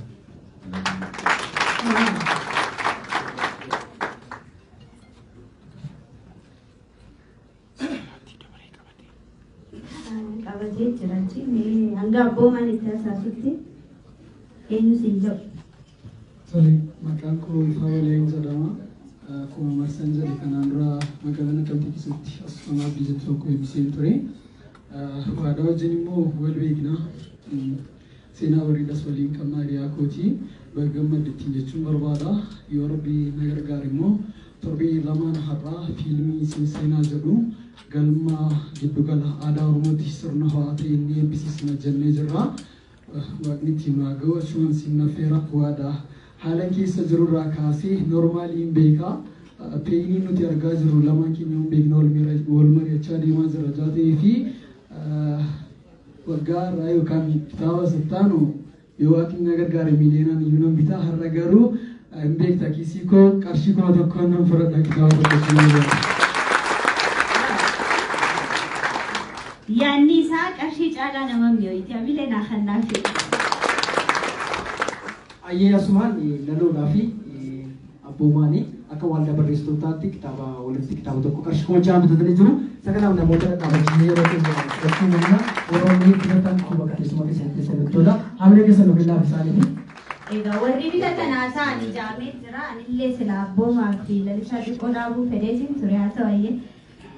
Eenyu siin jedhu meeqaan bitatta? Maqaan kiyya Boonsaa jedhama. Boonsaadhaani. Hiriyaa waadaa jechuun hiriyaa obboleessa jedhee bira darbu barsiisaa koodha. Gorsaa koodha. Dhuguma namoonni waadatti dhiyaatanii beektan amalasaa eenyummaa asirratti hubattanii beektan ni beektu isinitti himu. Namoonni kaan immoo kana caalaa yoo dhiyaatan isa baruu dandeessu. Waa'ee waadaa osoo barbaade osoo hin taane waadaa duuba kitaabni kun akkamitti akka inni barreeffame yooma akka inni jalqabe obsaa fi cichoomina achirratti darbee kitaaba bareedaa kanaan siin barreessee ajaa'ibsiifachuu kun ibsuu barbaada. Asumaananii akka dhuunfaa kootti 5,000 bitadha. Warri waldaa barreessitoota asumaan maqaa keenya bitattan immoo keessaan akka nuun gaafanne dhalaa keessan. Waan irratti jechuudha. Hiriyaa waadaatii guddaa isa galateeffannaa 5,000 bitateetu kan jiru hamilee ta'udha. Hamilee xixiqqaa godha kannaatu maali? Isa kanaaf hamileen kan isan taa'an inni kun akkamitti harka keessa kaayasa maal ilaalladha?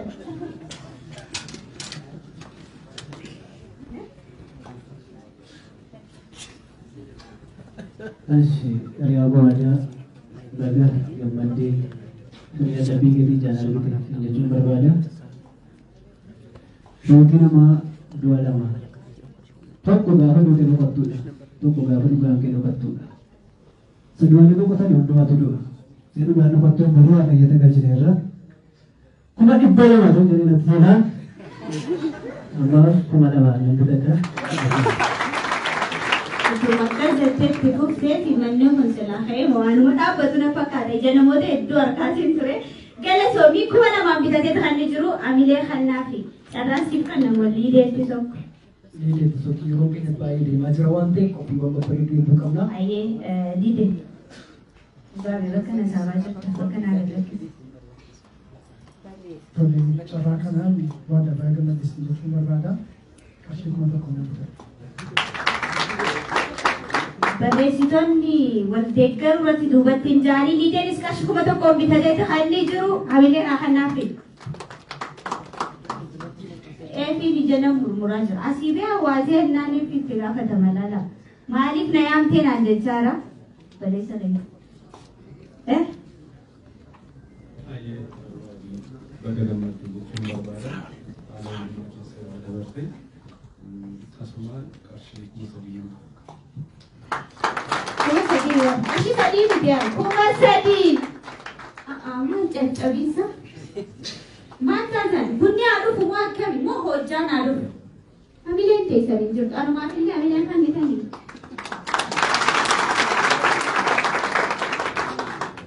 Ahaa. Leenco anaa dhufaa isatti afaan akkamiin.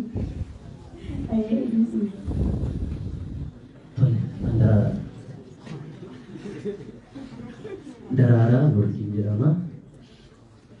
Walaloo baay'ee dheeraan qaba. Anis akkuma yoomiyyuuti kan as bahee aadaa erga as bahee nan jedha baga gammaddee waadaa. Kitaaba barreessuun qoosaa miti. Anis jenereeshiniin 11 dhufeen dura kitaaba tokko barreesseen ture warra isin ijoolleedha namni beektanii. Baga milkoofte akkoo birrii 3,000 hin bitaa ulfaadha. Daraaraanis 3,000 bitee guddaa isa galateeffannaa galmee ishee kitaaba fudhadhu siin jaamu gabee nafreessaa qoosa seeteeti otoo inni jiru jala darbuun hin taasisa. Akkamani. Ulfaadha. Nuyi anis walalisaa sila jedhe tokko jechuun jedha. Walaloo kana sodaachaan ture. Malee tu akka walaloo barreessuutii islaamina kitaaba walaloo Oromoo kana tokko walaloo barreesseera yoona sodaachaan taa'aa ture. Ammas yeroo dhiyootti kitaaba walaloo gabaabaa walaloo dheeraa walaloo giddu galeessaa qabu tokkoon qabadhee dhufaara. Erga ni qaacessa lalisaa argee garuu yerootti dabaluun koon oolu. Barsiisaa tiyaatiraa ture. Ijoolleen koo baay'een aartii Oromoo jijjiiraniiru warra paraadaayim shiifti sana sila jedhee warra shiifti godhan keessa jiru. Egaa nuyi warra dudduubaan dhiibbaa gochaa turedha. Sagantaa har'aa kanas immoo dudduubaan dhiibbaa gochaa jira. Walumatti qabee haasaa isinitti dheeressu kitaaba waadaa kana baga milkoofte jechaanii qarshii 2,000 fudhadha. Mileen keessan garuu xixiqqaata maal jechuudha? Nuyi bakka waltajjii kana baanuuf duubaatti dhiibbaa godhaa ture reefu waan ta'eef hamileen haadhandaafi. Maaliif ijana mummurta si harkeetii ni nachisiyaa siitu dheerasee mul'ate maaliin godhareen?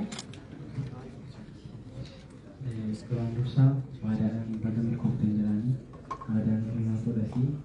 Waadaan wanta baay'ee jaallatu tokkoon qaba. Waadaan nama miskiina nama na argi jechuun jaallannidha. Nama callisee hojii isaa hojjetudha. Hammuma dhoksee hammuma gaddaa hojii isaa hojjetu immoo kun waan bareedaa waan uummanni Oromoo itti boonudha kan inni fidee dhufe haasaa dheeressuun barbaadu waadaa baga gammaddeen jedha qarshii 2,000 hin bitadha. Bakka fayyallee bitattee jirta galatoon bal'inaa guddaa galateeffannaa mileen akkanaa fi garuu. Mirko akkam kitaaba barreessuu yaadne maaliin itti fufuu barbaadde gara fuula duraati. Anis akkuma waadaa miskiinummaa waadaa.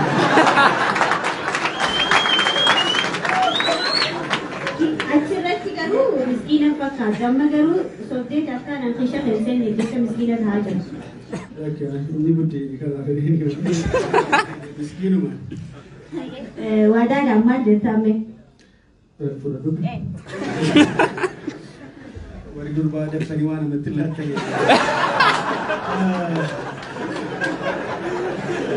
Waraabamee lafaan kutaa.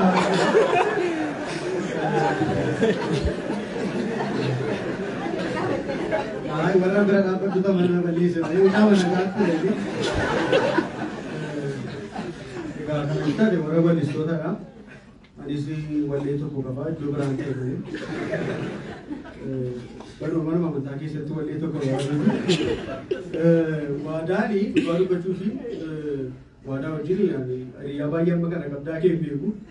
Dubbii hiriyaadha gaafa jennu. Isaanis taa'ee keessa nama hojii jiraataa ture.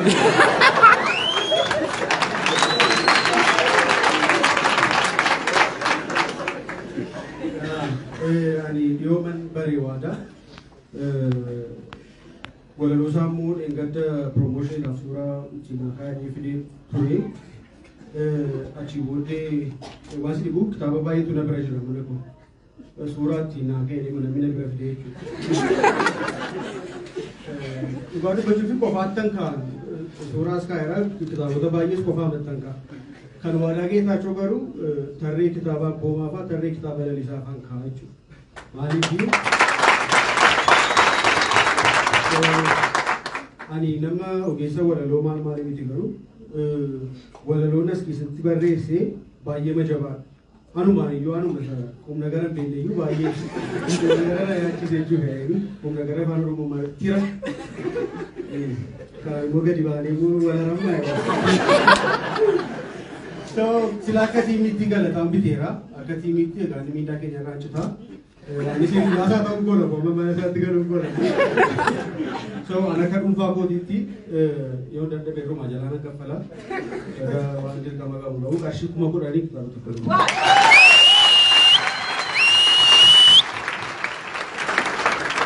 Wantoonni tokko tokko eega dubbattee si gaabbisiisu tokko tokko immoo eega dubbattee baga si jechisiisu baga si kaase waa qabu.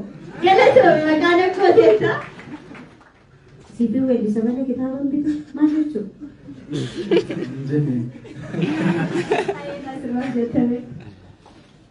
Duraan dursa hiriyaa kiyya wada geetachuu baga milkooftee baga guyyaa baatiin si beekuun barbaada.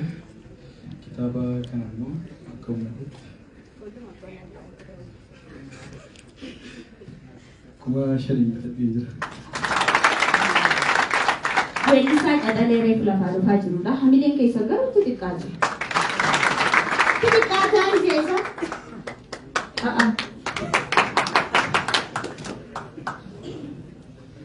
Inni irra deddeebi'ee hamilee isiniin jiru dhalli namaa kan harkate caalaa haa abdatutu caala waan jedhamuuf akkasuma immoo hamileen waan guddoo waan taateef yoon isin buufachiise dogoggorcha booneensi miti bee. Sabbotu sinara rukoo kiyya gaafa. Nama makana fuuldura sadii haasa'uu dillee xiqqoo natti ulfaata. Namoota kabaju hedduutu as keessa jira. Maqaa isaanii waamee fixuu hin danda'u. Hundaafuu duraan dursa waadaa baga milkooftee waadaa mucaa cimaadhaan mucaa qataleedhaan baay'ee haasa'uu illee hin danda'u akkuma durasii jedhee kanaafuu waadaadhaa fi kitaaba tokko qarshii 10,000 waadaan akkanaaf galatoomne. Kanaaf nama raruu diddee mukishni jiidhaa akka ta'e beekatiini si mararfachuu didee leencoodha hamileen akkannaatti sirriitti. Walumaa galaa hunda isaanii fa'aa tokko hamilee keessa kennaafi. Ayyee gaafatuutti immoo. Waan dhalate asitti akkamitti anarra utaaltaa? Anis barreessaa miti mooyi. Saniyyuu ammoo gaabee Afrikaati. Haa isaati jettee qofa dubbachuun qabaareen. Gara fuula duraatitti anis kitaaba nan barreessaa miseensa waldaa barreessitoota Oromiyaati. Meeqaan akka bituun beeku gaafata. Anumas hin qabaatu. Ani yeroo baay'ee keessummeessaadha malee barreessaa miti. Miseensa waldaa barreessitootaati. Tiimii immoo qabna paartiin keenya gidduu kana akkuma isin beektan xalayaa barreeffamaa jira. Anis lafa sagantaan jiru numan jira natti fakkaata. Idduma hundayyuu amma waadaatiin jabaadhuu baga milkoofteen jedha kitaaba tokko qarshii 1,000 bitadheera.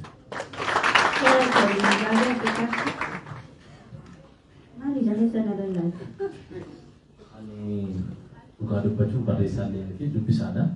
Dubbisuu baay'ee jaalladha. Akka dubbisaa tokkootti qarshii 2,000 bitadhee jira. Inni addadha. Hanga ammaatiif barreessitoota kaasu dhufanii bitatanii inni dubbisaadha. Dubbisaan kophaatti as beekuma namaan bitatee jedhanii jiru. Hamileen keessan garuu qarshii 2,000 Ayyee egaa hunda keessan guddaa galateeffannaa. Akkasuma immoo namoonni gara dudduubaatti haftanii inni fedha qabdanii jiraatan yoo jiraattan carraa kana tuuftee luttola akkasuma lakkoofsa herrega isaa tokko isin deebina irra deebinee irraa buttee qabsii mucaa gashaa jennu namoonni baay'ee waadaa galee deema deebi'eera isaatti sana godhe kan biqilan kan baay'een jiraachuu danda'a isa kanaaf namoonni isin hirka jiru ammoo malee barsaa fi lakkoofsa herregaa baankii daldalaa 1154 19 ammas 54 612 kanaaf irratti dabarsuu fi dandeessu warroonni dabarsitaniif immoo ragaa isaa yookaan immoo iskiriinshaatii godhaate namoota warra kaanitti agarsiisaa isinii jedha kallattii maan amma iddootti mukooftan natti fakkaata nama tokko isiniif hafeera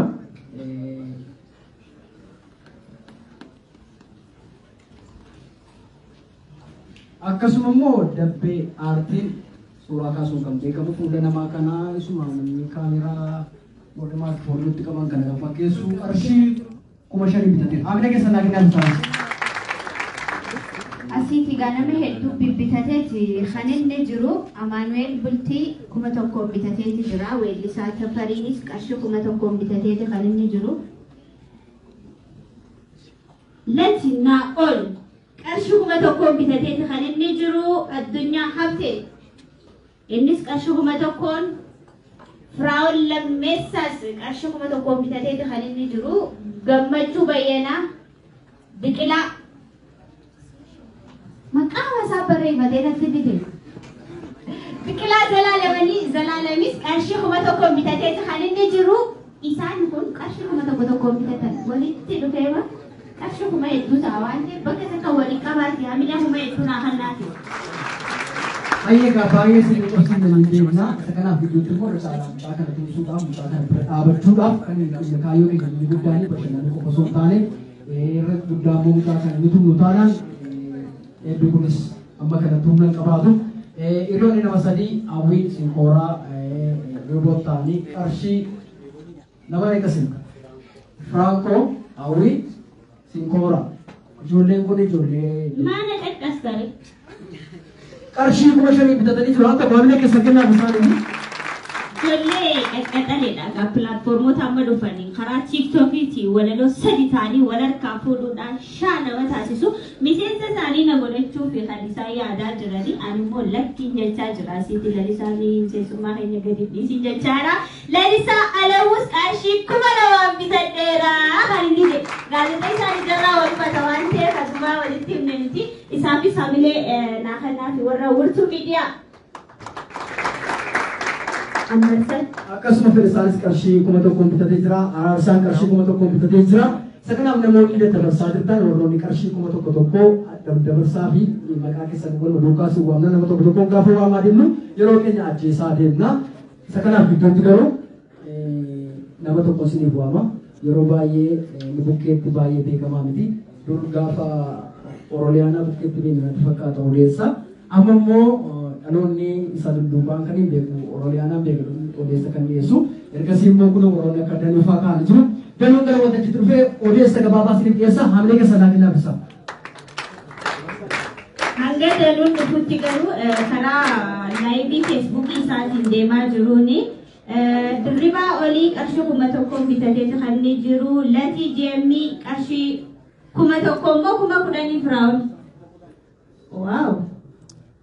Dhibba gootana dogoggorsuun biti qarshii 10,000 bitateeti kan inni jiru karaa miidiyaa hawaasummaa ta'anii warra hordofaa jiran keessaati booni Wallaggaatis qarshii 10,000 amileen keessan garuu 10,000 jedha. Danuun akka marti kanatti anaa fi sabboo sana gadi buusuu isaa sanafu. Anaanilee na buusu sumaan buusa malee danuun alatti garaan jabaatu. Ayyaga gidduutti danuu wajjin yeroo gaarii qabaattanii sagantaa biraa walitti deebina namoonni ba'aa jirtan hin baay'ina. Sagantaa keenya gaggabaabaa tafe saganaaf kanneen akka waloo Useen Dabalaa afaanii jiraatu bal'inaa afaanii jiru ijoollee si baay'ee jaallattan gara dudduubaanii jiru saganaaf danuu wajjin yeroo gaarii qabaatan.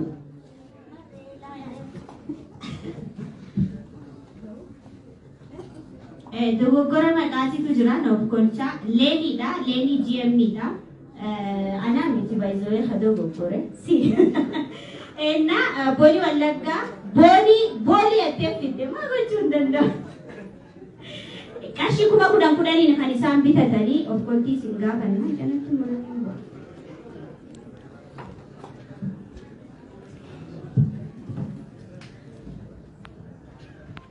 nagaa jirtu nageenyi keessan baraadha. Maal fuulduratti guurtanii hoo nagaadha deddeebi'ee sin gaafadhee namni ministeera nageenyaa itti fakkaatamu.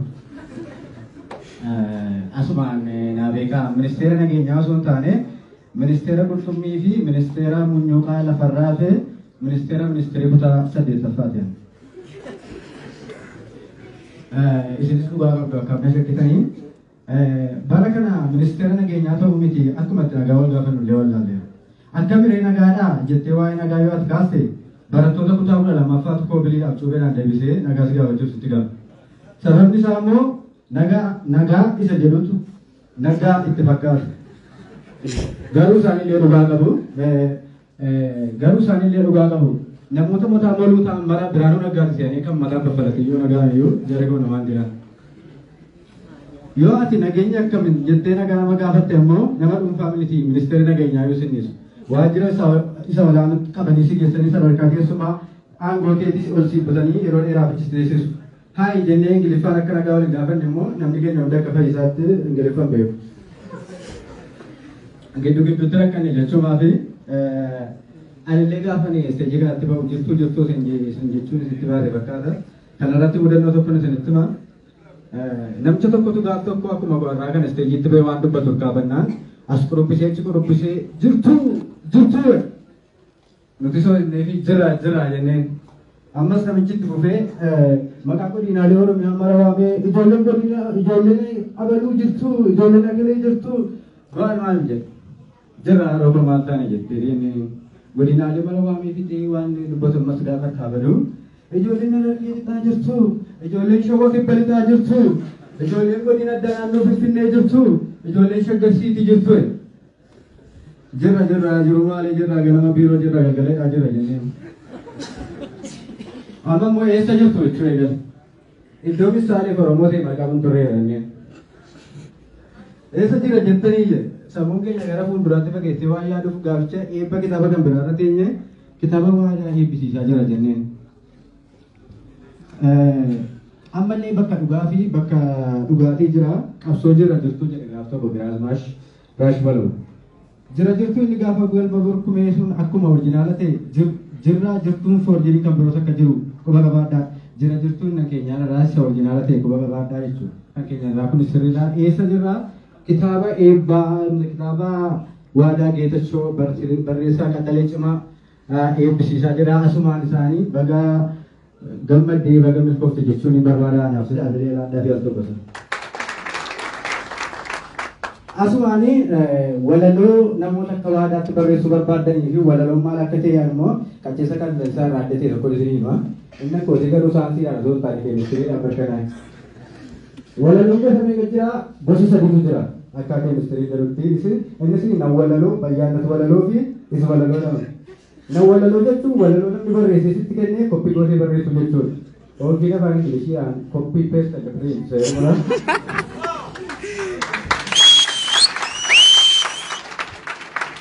bayyaannatu walaloo jechuun immoo walaloo garaagaraa kan namni tokko barreesse keessaa fudhattee bakka lamaanii akka keenyatti barreessu jechuudha. Gosa walaloo jechuun sitti dhabeenya kana. Tokko gamanaa hamaa tokko gamasiisaa hamaa inni yoo san jedhesus magaalaa. Isu walaloo jechuun immoo walaloo abbaan kitaabaa barreesse ofuma isaatiin jechoota filatee waan haaraa qalaqee barreessuudha jechuudha. Kanaafiyyuu kitaabni waadaa kun isu walaloo isumatu barreessee jechuudha. Walaloo kana keessaa kanan barreessu gosoota sadan kana keessaa bayyaannatu walaloo seenuun barreessa. Cheekiin kun immoo walaloo sana mana rukutuu keessa darbee girgiddaa irraa jaatee gaa'ela keessa. Bara chaappina sana gaafa hojjanaa jennu akkanatti walaloodhaan hojjanaa turre yeroo nyaata nyaadhuu saayinaa keessatti yeroo bishaan dhugu burcuqqoo keessatti si argaa. Waan jaalala kee nyaata illee na rokaa maaloo yaa'ee lankoo yommuu wal dhaabbatanii jaalala koo naaf bartaa jedheen barreesseef. Homaa rakkoon qabu yaa gurbaa fiqirii sirriitti wal xabbatnaa yoo taate singilii naan jedhu. Ana homaa tokko hin shakkinii akkan ta'e singilii kanan jedhu garuu qabdaalee dingiliitti hin jedhu. Utuma seeraa wal janaa jirru jinjiraa bulluqaa keessattuu jirru gaqiiman dingilii ishee gaafadhee fi walaloo toora lamaatiin onna ishee keessaa na baaste. Anis sababa polootikaa kan gaafadhe malee akka isheen dingiliin qabne nan beeka abbaan manaa ishee bara 2005 irraa garuu gaafa abbaan manaa ishee du'e sun kan du'e sanaa kan awwaalamuuf ture moonoidha. Garuu boolla afaan banee nyaachuuf ture sun nyaatiin hafee abbaan manaa ishee gaafa du'e sana bulchaa ganda keenyaa ture qabalee keenya isa hooggana ture. Gaafa diduu isheenis tarsiimoo abbaan manaa ishee du'e baaseenii nu bulchuu eegalte. Karoora fi tarsiimoo nama du'eetiin gaafa masakkamtu ammoo galmi ati keessatti sibsaba ati keessa teessu bakka awwaalchaa teessoo ati irra teessu immoo bulchisitti fakkaata. Waan biroo naaf abjuu keessa illee namoota du'anii bishaan buusaa bulta. Hojiin akka hojjetteetti milkooftu immoo qoricha tuutaa fa'aa gurguruu saanduqa reeffaa fa'aa gurguruu sitti fakkaata. Anis gaafa bakka akka kanatti olola isheen irratti gaggeessitu kana ekeraa warra du'anii ittiin wajjin bulu jedheetanii biyya kana dhiisee bahee jechuudha ishee wajjin wallabee. Gaafa biyya kanaa bahu isheenis olola maqa balleessii hanga lubbuu balleessii irratti olola garaagaraa irratti oofaa turte. Naqabuudhaafis waan isheen godhin jiru. Akkan jalaa miliqe gaafa bartu immoo maqa balleessii sanarraa gara ati nama gaariidha jettee nasaadhu maal jammartee arraba ishee dhadhaa dibattee waan tokko tokko na gugojomsuu baasee jammartu bara sanarratti artistii qaata bareeni dhiisiin fudhatiin irra dibaa bortu dibaa jedhe. An namni jala dibaa ishee fudhane sila akkamii irra dibaa ishee fudhadha jedhee. Utuma ishee wajjin fageenya irra teenyee waggaa 20 wayii wargoomnee fageenya irra teenyee utuma jiru isheen bar tokko aangoorraa fuutee intala mana isheetti guddatte jorgii kan jedhamu tokkotti aangoo laattee jechuudha. Isheetti aangoo laattee isheen illee akka biyya galuu fi akka galee ishee wajjin gara jaalalaatti deebi'utti na keessummeessuudhaa fi na waammattee jechuudha. Achiin booda galuun dide kottuu naraaramnaa kottuu jingallaa gaasennaan jettu galuun dide. Gaafa sana garuu gaafa galuu dide isheen tuffii keessa dabartee maqaa kun balleessi baay'ee na tuffatte akka sangaama dhaqootti dhiisaa ishee waamicha malee ofiin jaltinaan jette. Kiiloo bokkuma 50 jiru fuutee isheen 5 jettee 50 cabsite. Isheen 50 cabsitu yaaltus guyyaatti ani immoo persentii 50 dabalaa dhufe.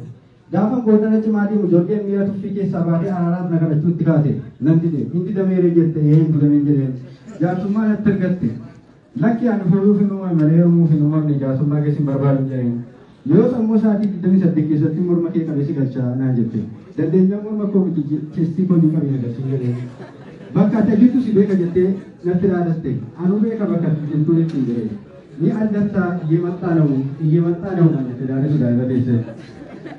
Atasaan jettee dhuma itti dubbachaa jiru bilbilli sagalee harree ishee bukkeedha gaafa dhaga'amu bilbilli hojjetaa irratti dhufe. Guyyaa biroo bilbilli hojjetiin dhaabin jirtee nama biroo fakkeessitee gaafa isheen natti haasofnaan sinii jira malee kafoon sana mallattee boonuu hin jireenii. Dhumarra murannoo tokko kan tokko gaafa agartu kottuu galii dhiistee jaarsummaa waamicha naaf goote. Ansi biraan dhufu jennaan bakka adde madaalu iddoo biraattis na beellamte. Anis nama isheen ittiin na beellamte gaafa dhaquuf jiru iddoo isheen jirtu waan hin beekuu fi mataa ishee irra shallalaa darbeen bakka beellamaa sana dhabe. Bakka beellamaa sana gaafa naqu isheen amma immoo sana tuffataa turte sanaa shanirraa ol kaastee miliyoona 50 ol guddiste. Daabboo fooqee fiqirii aangoo fangoo nagura qabdee lakkii sanaan gogomuun jedhee hin dile. Kabbaleetti mazgabuun iyyuu araaramanii waanaafata kamitti wal'annaa jette. Lakkii kan isaanii lubbuu hanga lubbuuti kan kofkamtee lubbuu hanga lubbuuti kokkee hanga qomooti jedheen chaa birraa wala galaa jedhanii sotte galatoomaa.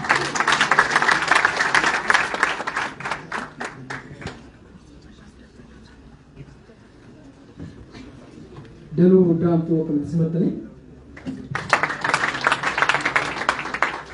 Hayyeegaa danuudhaan guddaa galatoomii qaamni keekoorii jennaa gidduutti immoo waloo Useen Dabalaasii Fafeeruu xiqqoosisaa dameera namoonni baay'een ba'aa jirtu. Namoonni gara duubaa suni deemnaa akka xumuruuf jira waan ta'eef.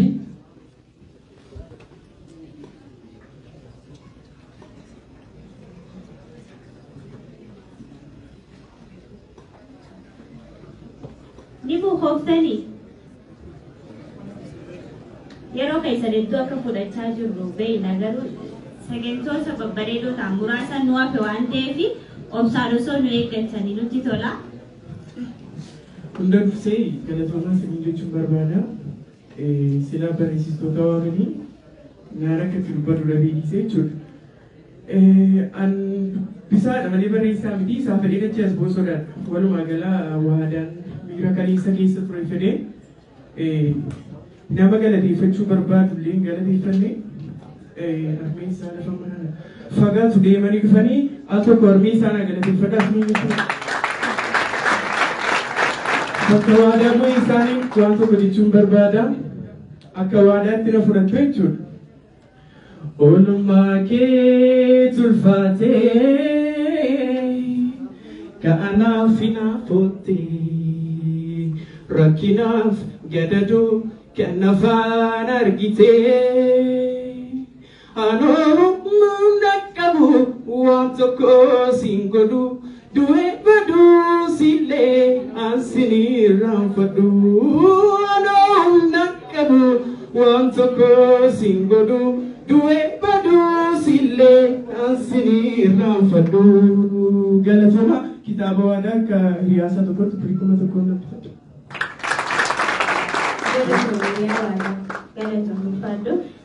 Sagantaan keenya nu jalaa dheerate of hojii siin gaafanna amma yeroo garuu yeroo namoonni kennaa addaa qabdan as baasanii waadaadhaaf kennaa itti kennitanidha. Zaan deemaa jira waan ta'eef carraa waa dubbachuu isiniif hin laannu carraa waa kennuu qabu kan isiniif laannu waan ta'eef waadaa gamanatti kabajaadhaan naaf kottu.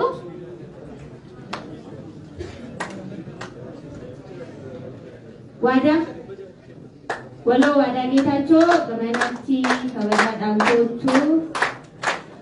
Beda faci wali hendak kapten kerana cukup tadi wadah dah kena kisah gumaca bisa gantai setianu kijena. Wadah lo mio itu takkan dua raja rawan teh monolog ini jera, hang konflik ini jera. Wali kena kapten beda faci kemenanti.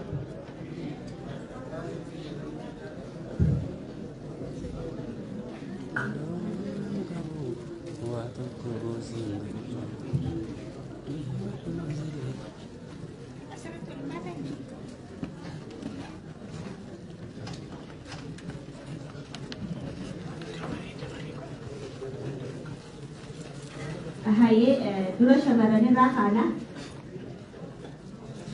Wadah.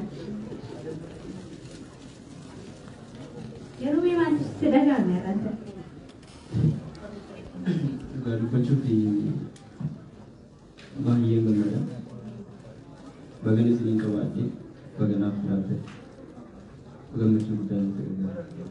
Bagaimana sih kawannya? Hai asih opoleh tintenya henna hennu firjati.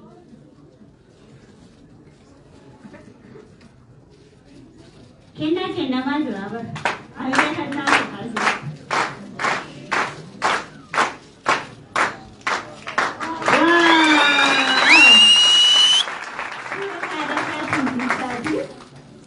Wow, itu berita agak suami. Ayat pas. Berkat tesuma syaitu kabajaran. Hiriyoonni sammootti aanna jechaa jiru. Siifin qaba shishama fudhadhu.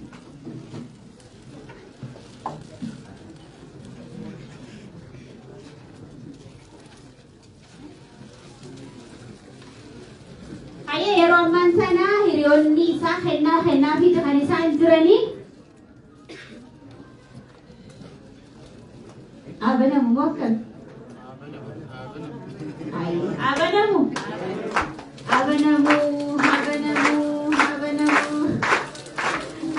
Kennaan hiriyoota isaa waadaaf kenname banamaatti yeroo ammaa kan jiru. Wow.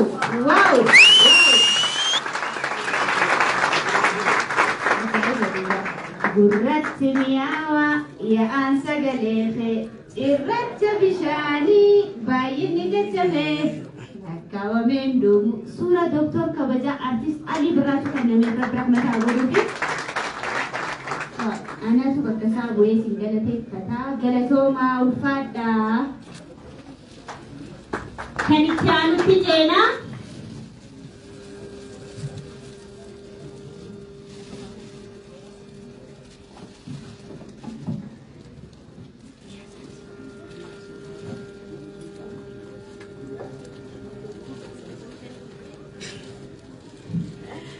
Sila kitaaba isaa tokko tokko kuma shaniin hin bite amma immoo kennaa hiriyaan namaa kennituun kennaafi dabalatatti immoo ergaan qabadhee jira ergaa kanas immoo nama maqaan isaa akka dhaamu hin barbaanne turetti kanneen jechaati kan inni jiru kennuufii dandeessa.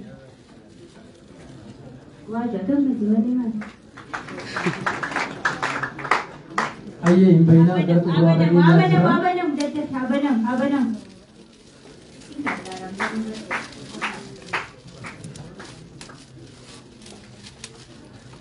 Mana wanti sih? Baru kemarin ini mau.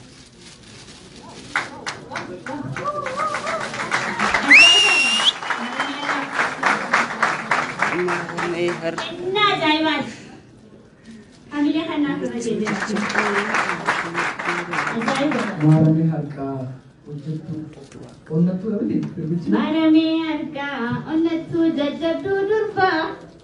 Saganaa fi gara taalutti dabalaa yeroo keenya baay'ee deemaa jira nuuf gocha ayyee kennaa itti aanu sana gara boonsaan nuuf kennaa jira hiriyoonni waadaa keessaa boonsaan nama tokkodha yeroo gaddas yeroo gammachuus waadaa buqqeedha nama dhabamee hin beeknedha saganaa fi banamaa jira sin immoo haamileedhaan deggiraani hiriyaan kafanaa hiriyaan yeroo gammachuus yeroo gaddaas akkasuma daawwitii yeroo hundumaa keessatti of ilaalanidha.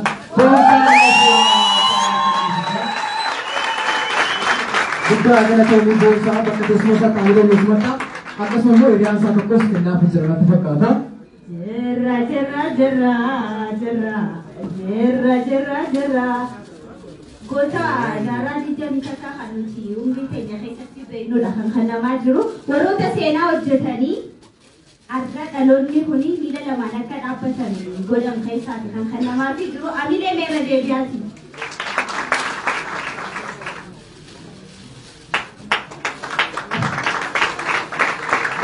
Sonaga penanjeno bia, igala pesia bia bahia, bia apa malendale suna. Oromia jitu dah kan kena mepi, buta sigala sepanna kawajalan bakade semua jadi.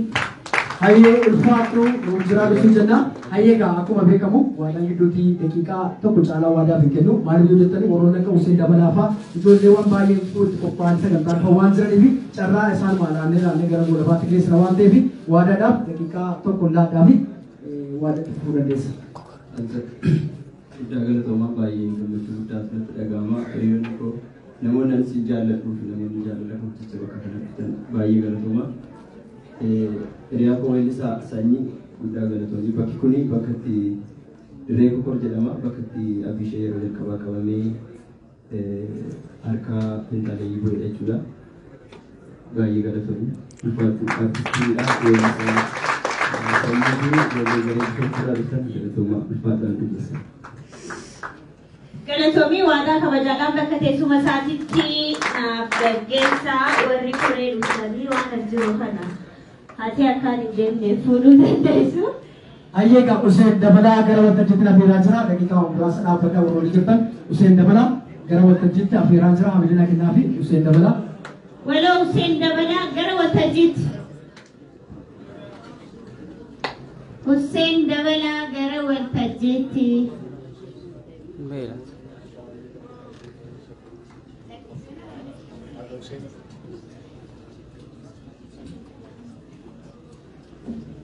Hussein Dabalaan jirtu. Ayyee ka yeroo garagaraa eegaa ture natti fakkaata xiqqoo ishee yeroo waan deebiif bahe natti fakkaata gidduutti gara monoloogiitti yoo dabarsine wayyu. Lateeraan qophaa'eeti kan inni jiru monoloogii yookaan qordubbiitii isaa isin taasisaa lateeraa darajee gara waltajjiitti. Aamileen nu kennaa bisa. Sirriitti yoo shaakota malee bahu jechaa jira. Hamilee kannaatti.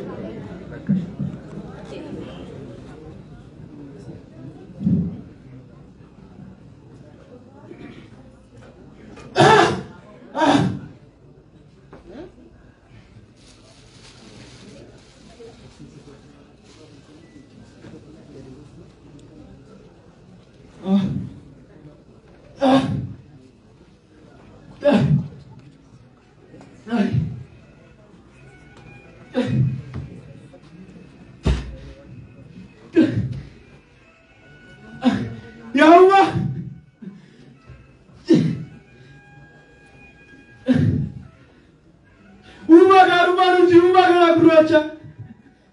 ati nama qaqqabi. Ani abbaa dhugaadha iyyataa binas ba'e. Yaa'uma. Yaa'uma.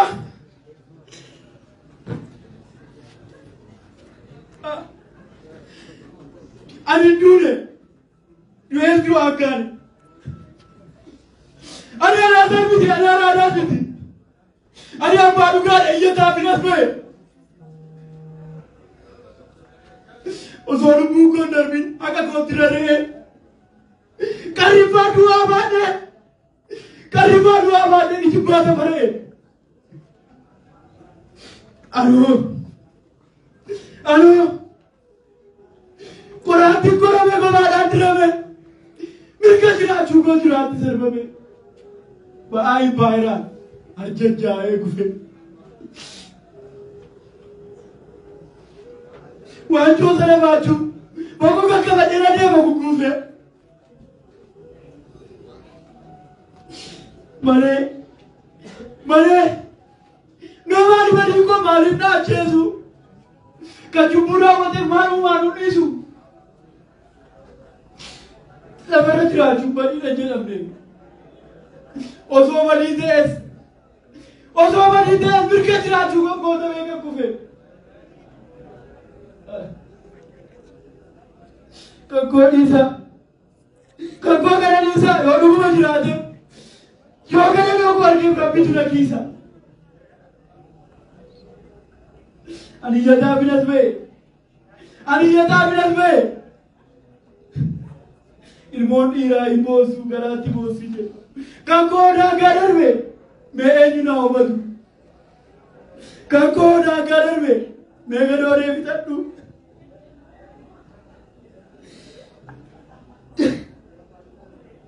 Yaa ijoollee waraab hundeesse daba seenaa dhageesse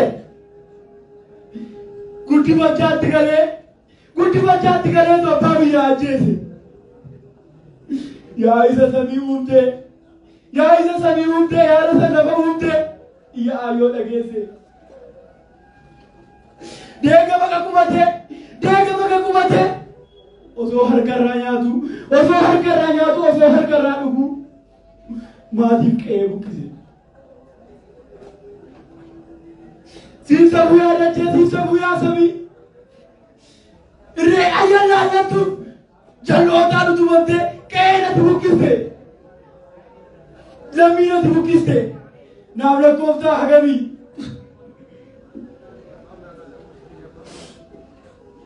Sittufadhee yaa jiru buqqistaa qajeelaa kee osoo jal'ataan jiru. Acheesta abbaa biyyaa osoo qubataan jiru. Meenatti yaa biyyoo gootota liqimsite. Kaan nu dirqisiifte. Kaan immoo osoo hin argin nu jalaa liqimsite. Barbaacha gammadaa ba'een jireenyaa yaanaa dhabe. Osoo jireenyaa yaanaa barbaadu dabisuun achi buutee dhabe. Sana hundumaan dhiisna. Duuti haadholii silaa maallaqaa ameenumaafi. Yokkuun taa'ee yaadummoo meeshaatti nama jeesuu kan hojjetame numaafi. Anoo madaa qaba madaa jaarraa fagoo. Anoo eelaa qaba eelaa jaarraa fagoo. Sitti madhuure. Si yaadachiisuure madaa koo.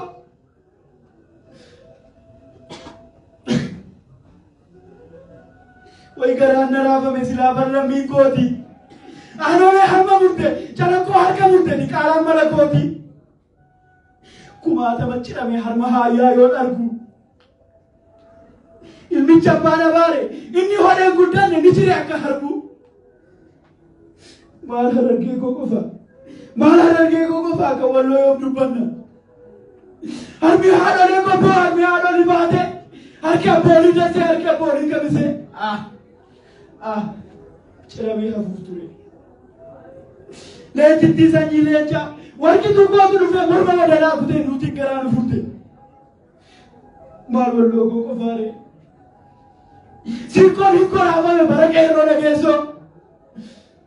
harkaa farmirraa citee mukarra fannifame burqaatti gadi cobee burqaatu faalame maal yaa sabaa mee akkamitti burqaa namni dhugee bulu kan namaallee qofa miti kan horiin illee dhugu arma ayyoo bakka abboo kutanii rarraasanii burqituu namni dhugu burqituu lubbu qabeeyyiin dhugu jalaa bu'uureessanii sunis achitti namni barris kunoo dabartee tuulama handhuura ko qe'ee guraaraa qabaa qe'ee guraaraa lataa qe'ee waarii dabalee qe'ee barbaadachaaf qe'ee tufaa buna qe'ee abeebee tufaa silmii baraa qubate singaa jennaan didan nama keenya bitanii fardallee dabalanii kaleessa qofaare kunoo haqa agammaa qe'ee jeneraal taatee salaalee kootu dhiiga loon sabummaa hin qabne morma qalamee fiiga wayyaa garaa jabeenyaa lagaa kan maccaa silaa hooda ijibbaata wal qabee morma siif kennaa jira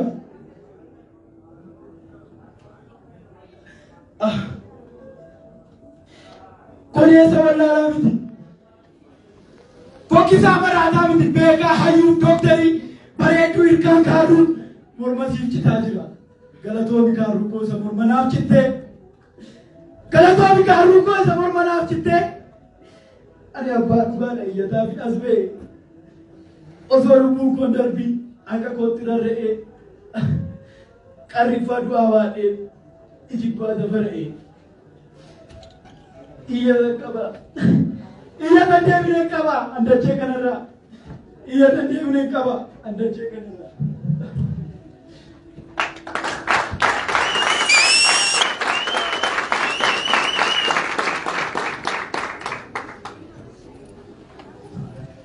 Akkamittiin gaggeessitu mee garuu hayee laseeraa daraja